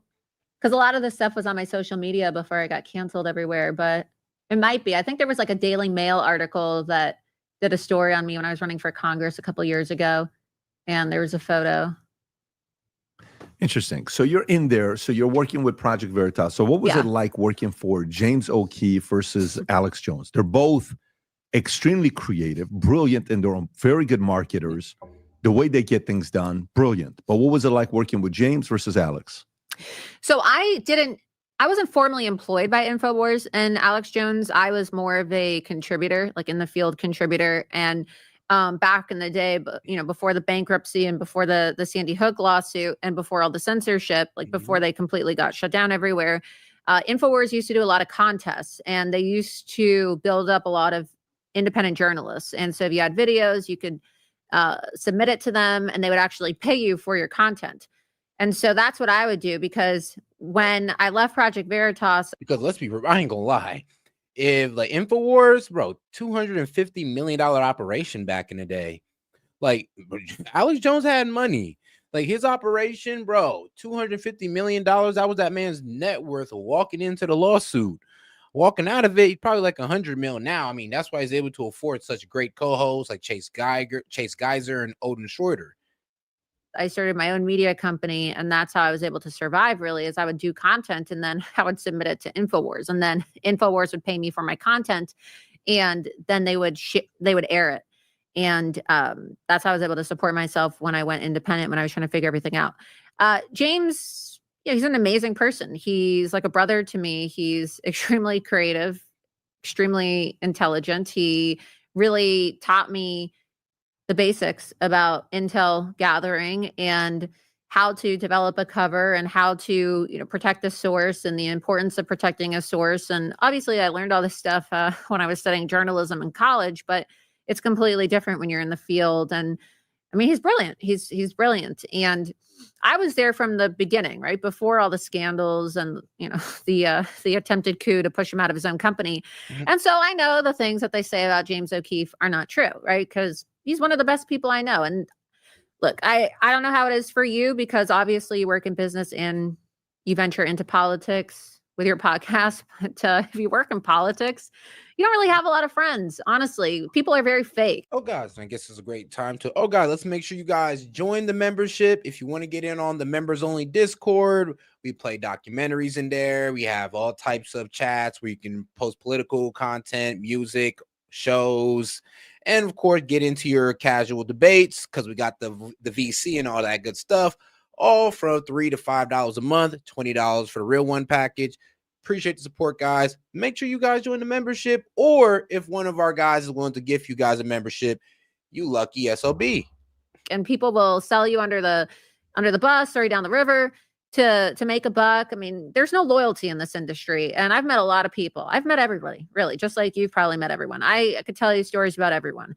And I'd say that out of all the people I've met and all the people who I considered a friend or an ally or, an acquaintance, James O'Keefe is the one person that has truly been my friend. I mean, he really, honestly, out of everybody. Out of everybody. We've had James on He's 3 like times. the most loyal person I know. Really? The most loyal. Okay. So when you're saying intel gathering, okay, you went to school, you learned it from school and from James. What are some methods of intel gathering? Well, I used to do a lot of undercover work. I don't do undercover work so much anymore. But like I said, when I was undercover, had to develop a cover. Like I said before, I'm originally a blonde. So I had my blonde hair. To recover now. It's hard to recover. Yeah. Because, eventually I had long blonde hair and then I had to cut it off because if you get burned, eventually you get burned when your stories come out. Because when your stories come out, eventually the subjects are going to realize that you were recording them. So in order to continue going undercover throughout the election season, I had long blonde hair. I had to chop my blonde hair off and then have short hair. Then I dyed it brown. Then I dyed it black. And then, it's very hard to go back after you dye your hair black to bleach blonde hair like I used to have. So dyeing your hair, developing a different cover, using disguises, of course, but also just having a believable alias. You have to be in it for the long term. There's long-term operations, and then there's what we used to call the smash and grabs operations. Those, of course, were, you go to an event and you meet somebody, you're at a bar, they're drinking, they're drunk, you're probing them for information, and then they give you a soundbite or something that's pretty damning. They used to call me the queen of the smash and grabs at Project Veritas because I was the best at getting into all the events that were kind of impossible to get into or getting to the front of the line and then getting these people on camera very quick, right? A smash and grab is when you go in, you have an assignment, you get your target and you're out of there and that's that. There's no long-term relationship building, no long-term, image development, anything like that. But for the more long-term operations, you have to be very patient. You have to be willing to sometimes be embedded for 2 months, 3 months, 4 months. I mean, the longest I was ever embedded was an entire year for one operation. And you also have to not be spooked easily because you can imagine the idea of wearing a hidden camera is it sounds a lot easier than it actually is. And there were a lot of people who were interviewed by Project Veritas to work for James O'Keefe who ultimately failed the test because they had such severe anxiety when they put a hidden camera on. Anxiety about what? I mean, it's not like you're going around gang members where if they catch you, you die. Though you're just going around political guys where if they catch you, they just kick you out. Oh, really? Yeah. So some people, when they put it on, they get nervous, and you can tell. I mean, a lot of people quit because they thought, "Oh, I want to work for James O'Keefe. I want to go undercover. I want to do undercover journalism," but they couldn't handle wearing a hidden camera. What is the profile when you're hiring people like that? What are you looking for? What qualities are you looking for? Well, people who are trustworthy, people who are tenacious, people who are good on their feet. Same thing. When I worked at Veritas, they didn't have background checks. Now they have a very, detailed process. And of course, James is in the process of trying to get Project Veritas back. So it's now OMG, O'Keefe Media Group. But towards the end of my time at Veritas, the background check process became very intense. I mean, they actually contracted and hired out like former CIA officials, former FBI officials, former foreign intel officers to come in and assist with training. We did a training exercise at Eric Prince's ranch, I believe out in Wyoming, if I recall. Yeah, he's fully qualified. Did you guys ever have anybody? We did actual intel and at one point firearms training as well. And so when I first started at Project Veritas, though, that didn't exist. It was after the president. Oh yeah, if you want to join the membership, you can hit the money box where you go to Super Chat, and you should see membership right below Super Chat. And there you go. Presidential election when, Veritas became a household name and they received a really big cash infusion because we published the October surprise that really, even CNN said, helped lead to President Trump's victory. This is which one? This is the laptop? This is the Democracy Partners. This was in 2016.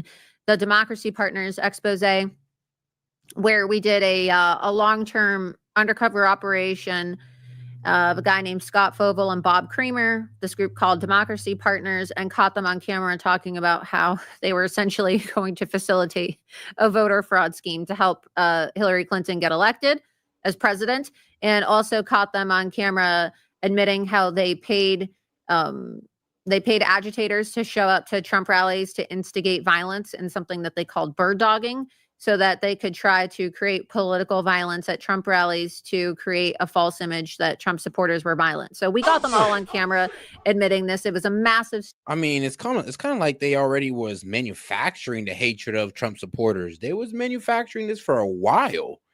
Pretty much trying to make us be seen as violent people, be pretty much put agitators there to make MAGA people violent. And then they're going to frame it as, oh, look at these violent MAGA people. This is why Trump's a dictator. He just curates all these violent people. It's like, all right, okay.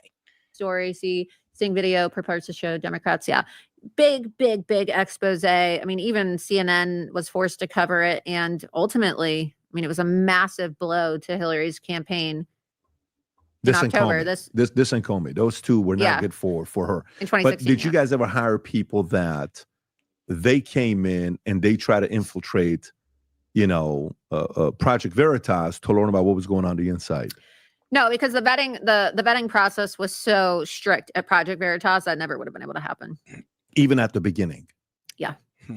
Got it. Because you're saying later on you got some CIA people to train, but maybe in the beginning somebody would try to get in there. Yeah, because they still did basic level background checks, but it wasn't anything as intense as. We at one point in time they were making people do polygraph tests and be interviewed by the people who were out of Washington D.C. I remember they actually flew all of the potential hires and people that passed the first and second round of the vetting process at Project Veritas to Washington D.C. to sit down for an interview with the people that did the polygraph tests on the 9/11 conspirators. Wow. So these are people who have interviewed, actual convicted terrorists, really bad guys, right? And that's the level of vetting that Project Veritas did towards the end when I, finished working there. They hired actual operatives, people that worked with the FBI, the CIA. Very impressive. Foreign intel. Yeah. The catalog of, the stuff that's been done is very impressive. It's not like I'm some armchair investigative journalist. Oh, here I am investigating online, finding receipts.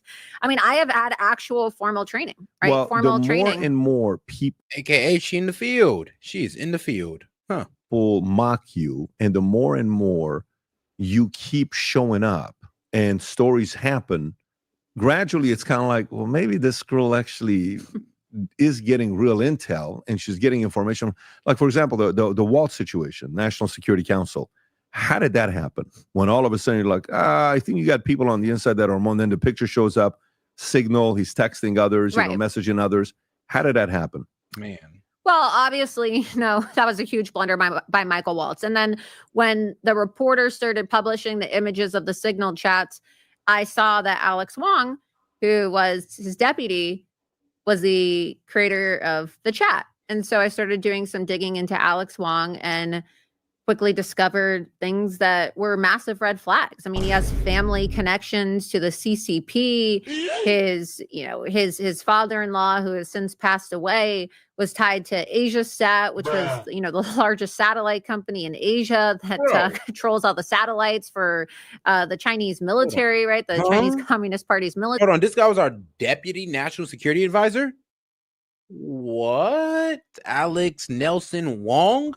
Come on, man. We should have knew. This is child's play. Like, come on, guys. Alex Nelson Wong? Like, this is insane. And he had all these connections, and that just went right under the radar. People's Liberation Army. You had his wife who was involved in persecuting and prosecuting J6ers under the Biden administration. And ultimately, my investigation landed on the desk of Donald Trump.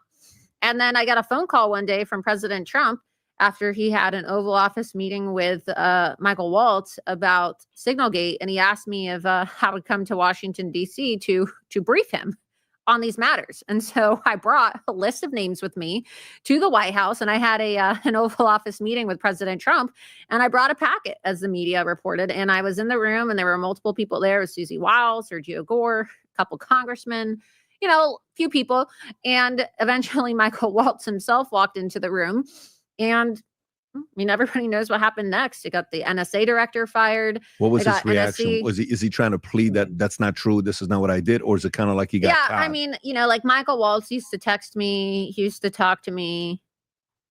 Not anymore. So he didn't even want to look at me when I was in the room because he knew why I was there.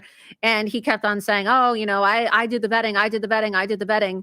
Well, obviously you didn't do vetting. Right? How do you, my problem is like, who's doing the vetting, right? No one's really doing the vetting. And this is the problem. And let's be real. If you did vetting, this guy with obvious ties to the CCP wouldn't have gotten through. And it's either that or you let him in there intentionally. Like, which one is it, Walls? So this is what has happened since the beginning of the administration. There's a vetting crisis. We saw this during the first term, and now we've even seen it on steroids in the second term, where people in key intel roles, national security roles, people who are supposed to be in the intel agencies and the Department of Defense and these key roles protecting the president, all of these positions that we saw weaponized by Obama and Joe Biden to attack Donald Trump, they haven't cleaned house. And so obviously, President Trump, I don't want to disclose the contents of a private meeting with the president, but he was pissed off. He was very pissed off. And he instructed people to be fired after that meeting. And then it was Liberation Day, of course, the day that I had my meeting. And the president was in a rush because he had to finalize his speech before announcing the tariffs on the lawn of the White House. And so it was quick. But obviously, the next day, a lot of people were fired. Were you there when he fired Waltz? Like, did he tell, when Waltz walked in the room, was it like, you're done? Was it? Because they gave him some time. And Waltz technically wasn't really fired. This is the thing with the current administration is, I think, and I don't know if this is a new strategy. I'm weak, though. I was hoping he just walked in when Waltz walked in, just what? You're fired. You're fired, man. Just over. You're fired. You hired an Asian guy who's connected to the CCP. What'd you expect? Like, come on, bro. Fired. And how didn't you know this? Like, bro. Retard alert. They've employed since the first term because they've hired so many people in such, untraditional ways, rapid ways. And I remember JD Vance is like, no, it's not really fired. We actually, some would say he got a bigger job of UN. I don't know what they're not really firing anybody. So they say that they fire people, but even the 100 people who they fired from the NSC after all of this, they just rotate them. They recycle them to other positions in the administration. I don't want to speak for the administration because I don't work for them, despite what the media says. But honestly, if I were to take a guess, it's probably because they don't want to have people blowing up the admin like they saw during the first term, where you had people go run to the media and do tell-all books and write podcasts and defect and join the Democrat Party.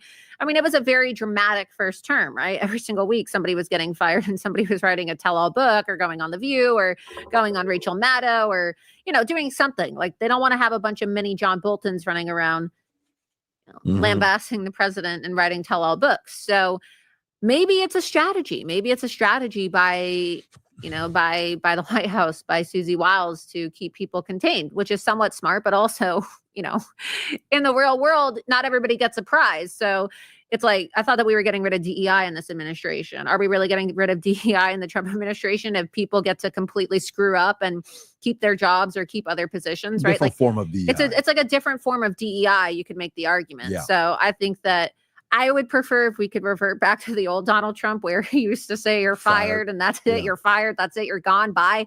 But I don't know. I'm not really a fan. When you left the room that day, did you know that Waltz was going to get fired, or you didn't know until the announcement was made next day? You could really honestly cut the tension in the room with a knife. I think that the writing was on the wall. Was he speaking to Waltz? Was it a 30-minute meeting, 2-minute meeting, 45-minute meeting? How long was that meeting with you and Waltz in the room? It was supposed to be an hour-long meeting. And then the meeting prior to my meeting with some senators ended up running over. And so it was about 30 minutes. And Michael Waltz walked in because he got word that I was in the Oval Office. He got word, yeah, so he just walked in. He just like interrupted the meeting. He crashed the meeting, actually. So it was a private meeting, and he actually crashed the meeting and walked in and started trying to make his case. Was he emotional? Was he just like under control? He was emotional. Got it. I can see that. How could you listen to her? Why would you believe her? Who is she? Do you realize who I am? I would never do that to you. That kind of a vibe, or no? I mean, more like, oh, actually, I have it handled. It's not like you think. Oh, there's more to the story. He didn't attack me. Like I said, he didn't even speak to me when he saw me in the meeting. He wouldn't even make eye contact with me, but you could tell he was definitely heated. Okay, so while you're in there and this whole... and he interrupted the meeting right as I was about to show President Trump a video. I was about to show President Trump a video to be like, well, the reason why Michael Waltz might not, have such strict standards for vetting, he says he does vetting. I don't believe him. He claims he vetted these people. Obviously not, right? Because if he vetted them, I wouldn't have been able to uncover all this stuff. That being said, I was going to make the case that maybe the reason why Michael Waltz doesn't really think that being a Trump hater is grounds for termination is because Michael Waltz himself is a Trump hater. And I was about to, it's kind of weird. Michael Waltz walked into the Oval Office right as I was pulling out my cell phone to show Trump a video of Michael Waltz on, an ad that he filmed in 2016 saying that Donald Trump was against veterans and that, as a veteran, he thought that Donald Trump was a disgrace. And I was about to play the ad for the president in the Oval Office, and then that's when he walked in. So he never saw it?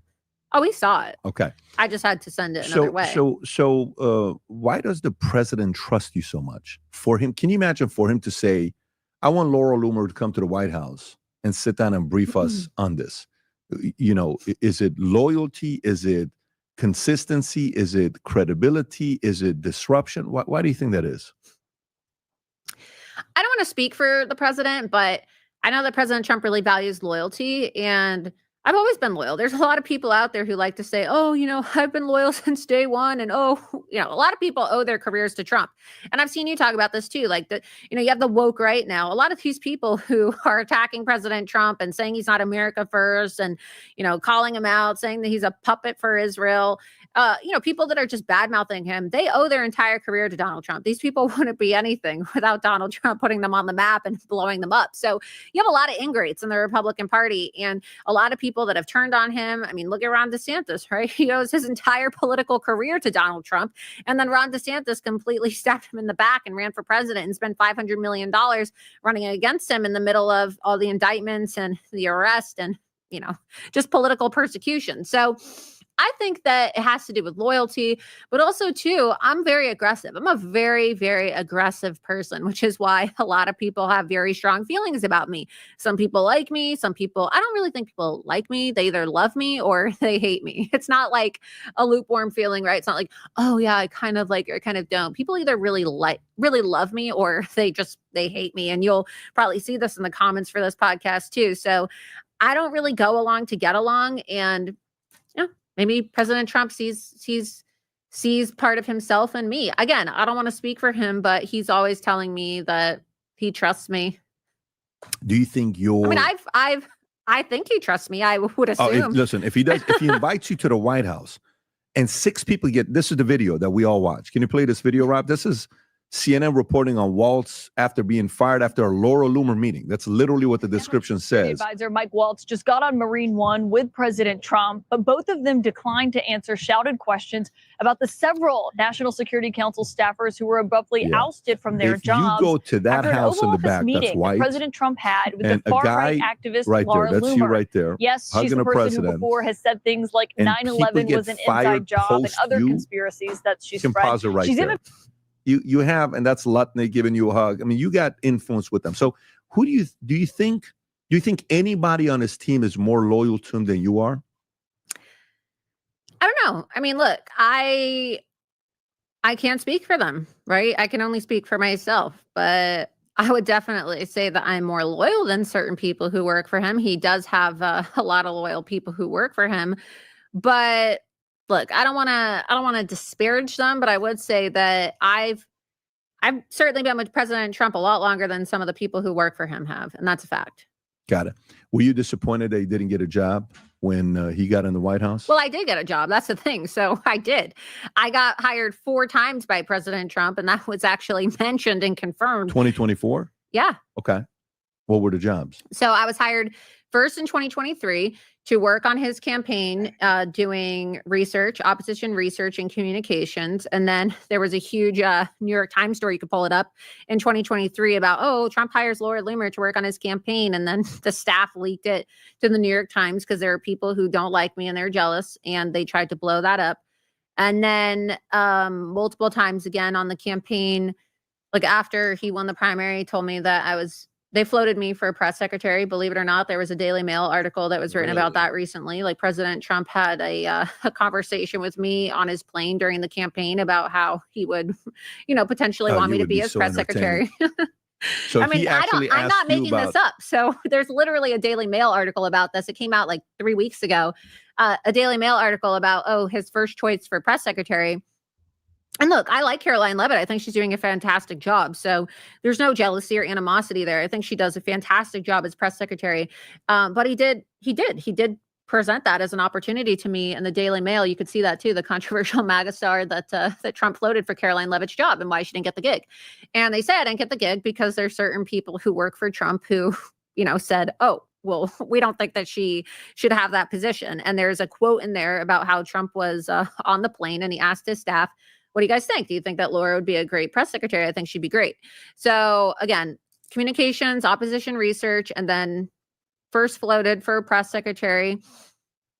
And then I was told that I would be and I actually haven't ever announced this publicly, so I guess you're going to get the scoop here. I was offered the position of RNC research director, and he personally called Michael Whatley, the head of the RNC, and told him to make me the research director for the Republican Party. What happened? Michael Whatley told the president that he was going to do it, and he never did. And apparently, from what I was told, is Michael Whatley freaked out and said that he didn't want me on his FEC report. Got it. Because, Michael Whatley didn't do what the president told him to do? That's pretty wild. Yeah, so it was a conversation with Sergio Gore and the president and Michael Whatley, and he didn't listen. So I was supposed to be the RNC research director, and that didn't happen because Whatley, I guess, decided that he didn't want me on the RNC FEC report. And for those watching that don't know what an FEC record is, it's like the public disclosures for who's getting paid and, who's working there. And he didn't want to put that on the disclosure. He didn't want to disclose that on the report. He didn't want me working as the RNC research director because he said that it would create a media backlash if I was on their FEC report. That's what I was told. Because Michael Whatley had told me on the phone privately after the conversation with President Trump that it was going to happen. And then he never called me again. So is he still on the inside or no? Is he still a party chair? He's still at the RNC. Wow. So he still is. Okay. Is he? So that was the third job. And then the fourth one was, so again, I was offered like some kind of research role, but then also to advising on Panama. So I was told that I could work at the State Department advising on Panama. That was the fourth job. And that was because, a lot of my work helped influence the Panama policy. The president talking about taking back the Panama Canal. I'm the person who told President Trump in 2023 and 2024 during the presidential election, there's a CCP invasion taking place in the Darien Gap. When I went down there and I was in the jungle with, just basically in the jungle in these migrant camps by myself with Michael Yon exposing all this, endangering my life. I could have been kidnapped or raped by some of these trained Agua gangbangers there. I mean, I'm not exaggerating this. It's very dangerous to go down there. There's no security whatsoever. You went by yourself with one person? I went with Michael Yon and his team. But we were in the migrant camps and it was in the jungle and we were able to get access. And I was uncovering the fact that they had Chinese camps there where they were facilitating the CCP invasion of America through the Darien Gap. I exposed a lot. I exposed how they were using Starlink to facilitate their illegal alien invasion. I mean, there was so much that I uncovered. I hopped on a bus in the middle of the night that was trafficking Somali and Angolan illegal aliens to Costa Rica. from Panama, the Darien Gap, who were headed towards the United States of America, and they were all infected with some kind of disease at the time. And you could literally hear the woman, because I speak Spanish, on the bus, and I was like translating all this in Spanish and speaking in Spanish. And the president saw my reporting. And he called me on the presidential campaign, and we were talking about this, and it became part of his platform, right, to take back the Panama Canal. Because I was explaining how the Chinese and the CCP were encroaching on the Panama Canal, and how when you first land in Panama, the first thing that you see, and I sent these photos to Marco Rubio and President Trump, the photos that show that, you know, the airport has a giant sign that says "Welcome to Panama," and it's in Chinese lettering, and it says the Bank of China. They actually took that sign down before Marco Rubio arrived to Panama. And you'll see that, you know, Marco Rubio was able to get the president of Panama to agree to not participate in the Belt and Road Initiative. Well, who do you think gave Marco Rubio and President Trump those photos and those videos of the Chinese taking down those signs? I'm the person who did that. So I was supposed to work with the State Department in some capacity, advising on Panama, advising with the ambassador to Panama. His name is Kevin Cabrera, a personal friend of mine. He was the former Florida State Director. None of this has been reported in the media. And those are 4 jobs that I was offered by the president that were basically stolen from underneath me by jealous staffers. Yeah, so that's 100% true. In the profile piece, I sent those photos to the president. You Yes. send those 2 photos to the president? Yes. So everything that I'm saying is checking out. It's not like I'm not even looking at the screen right now. I'm telling you this and you're pulling it up. And what did I tell you? It says welcome. It says Bank of China, right? Everything I'm saying is checking out. It says welcome to Panama, Bank of China. Panama is with great speed attempting to take down the 64% of signs which are written in Chinese. They're all over zone because China controls Panama Canal. Panama is not going to get away with this. By the way, the big part I was on the phone with the president when he typed out that True Social post. You were on the phone when he typed out this Truth Social. Yes. Okay. He was sitting in the Oval Office with Marco Rubio when he typed that. So I just watched the Roger Stone's documentary for the second time. I'm sitting there with my wife and I'm wanting my kids to watch this documentary, so I put it in. Get me. All right, let's get into Steve Bannon's interview that came out about a day ago. Let's see what this man got to say. That's one heavy Trump supporter. Let's go to the other. One place we're thinking of starting the film is the moment when President Trump goes to the Justice Department to speak in the Great Hall. I'm going today. Tell me about what was going on that day. What was he doing? What did you see? What was the point? Well, that's one of the keys to the unitary theory of the executive, that in the office of the president is executive power of being the chief executive officer of the United States government, being the commander in chief of the military, the uniformed armed services, and everything to do with national security in the military. And third, which has really been lost since the Watergate, is he's the chief magistrate and the chief law enforcement officer of the United States. And the attorney general reports directly to him. The FBI director reports to him. And there's not this kind of, it was hived off for 40, 50 years because of, quite frankly, the judicial insurrection that took place that removed Nixon from office. Nixon, when you look at Watergate, you think of Woodward and Bernstein, that's all kind of nonsense. It was judicial insurrection. A guy named Jeff Shepard, who was there, really has taken a couple of books and documented this quite well. Afterwards, they tried to, the radical left, essentially separated the attorney general, that entire system, from particularly from Republican presidents. And President Trump, I think that was a historic day, a very meaningful day, to basically assert that the chief executive, the officer of the president, is the chief magistrate and the chief law enforcement officer in the country. That's sort of the theory of what he was doing. Was it also personal for him? Because he talked about that Justice Department being weaponized against him. He's talked about lawfare. Of course, look at it. He was at 92 indictments. Jack Smith, the indictments around Jack Smith, I think, were 300 years in prison. They wanted to put President Trump in prison. Remember, they wanted Trump to die in prison. They want Trump still to die in prison. This fight and battle is far from over. If Hakeem Jeffries raises $2 billion, and this all comes down to a handful of seats in California and New York in 2026, and if somehow we don't hold on to the seats, this very thin majority, the first action Hakeem Jeffries will take will be to move to impeach Donald Trump.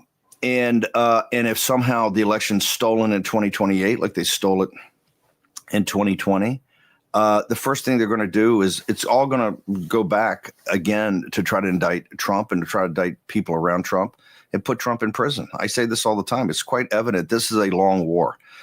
It took us many, many decades to get here. It's going to take us many, many decades to get out. And the Trump, particularly the phony Republicans that kind of say they're with President Trump, et cetera, are not in for this long fight. This is a long, tough fight. The left understands it's a long, tough fight. You see the way they organize around it and how they embed into these institutions. This entire process we're going through now is to purge these institutions of this. And it's a long, tough fight, and it's far from over, and it's going to last. To actually get it done will take decades. When he's there, one of the things when you talk to Justice Department lawyers or former Justice Department lawyers, they're sort of shocked by is that he's at the Department of Justice. He's naming individual people, like Norm Eisen is one of them, who he calls scum. But that's just right there. See, even in your question, you just said it. They're shocked that he's there. Now think about that, and they are shocked. But in just that question, you've answered for the American people exactly what the problem is. The President of the United States, the Chief Executive, the Office of the President, okay, who is the Chief Executive Officer, the Commander-in-Chief, and the Chief Magistrate and Chief Law Enforcement Officer. All right, guys, we're about to close it out on this one. Hey, man, I appreciate you guys for tuning in. Make sure you guys double tap that screen, like the video, and make sure you like and subscribe to the channel. And like I said, you can join the membership for special perks on the channel. Appreciate the support, guys. You guys have a good night. God bless. Guys, today modern AI is quite advanced, except two problems. It is censored and it takes your information. Well, it's hard to find a tech company that don't. But let me introduce you to one. Shout out to my sponsor, Venice AI, which allows you to protect your information and avoid censorship. Now ask yourself, why should a team of programmers at these leading AI apps be the ones to decide what is okay for you to ask and think? Also, would you be comfortable if the presidential administration could govern what AI tells you? Man, I know I wouldn't. But also, while you think about that, did you know that, let me tell you this, it's gonna be crazy, but ChatGPT has a former director of the NSA sitting on their board right now, guys. And shout out to that man, Edward Snowden. He called this a willful, calculated betrayal of the rights of every person on Earth. And we all know how Alexa is. Alexa listens to us and recommends products based on our conversations. I mean, talk about a violation of privacy. But guys, these are just a few reasons I decided to team up with Venice AI and get you a better options or solutions to your AI needs. Now, guys, you can go ahead and check these guys out with my promo code. So shout out to Venice AI.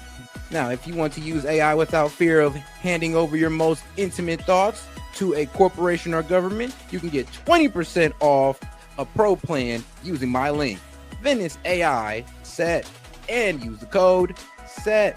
Man, so shout out, guys. So make sure you guys use the code. Put it up one more time for you guys right there. Once again, guys, if you guys want to go ahead and have unleashed AI, uncensored AI, go ahead and tap in with my guys at Venice AI, guys. Hey, this is S.E.T, and appreciate the support. And shout out to the sponsor.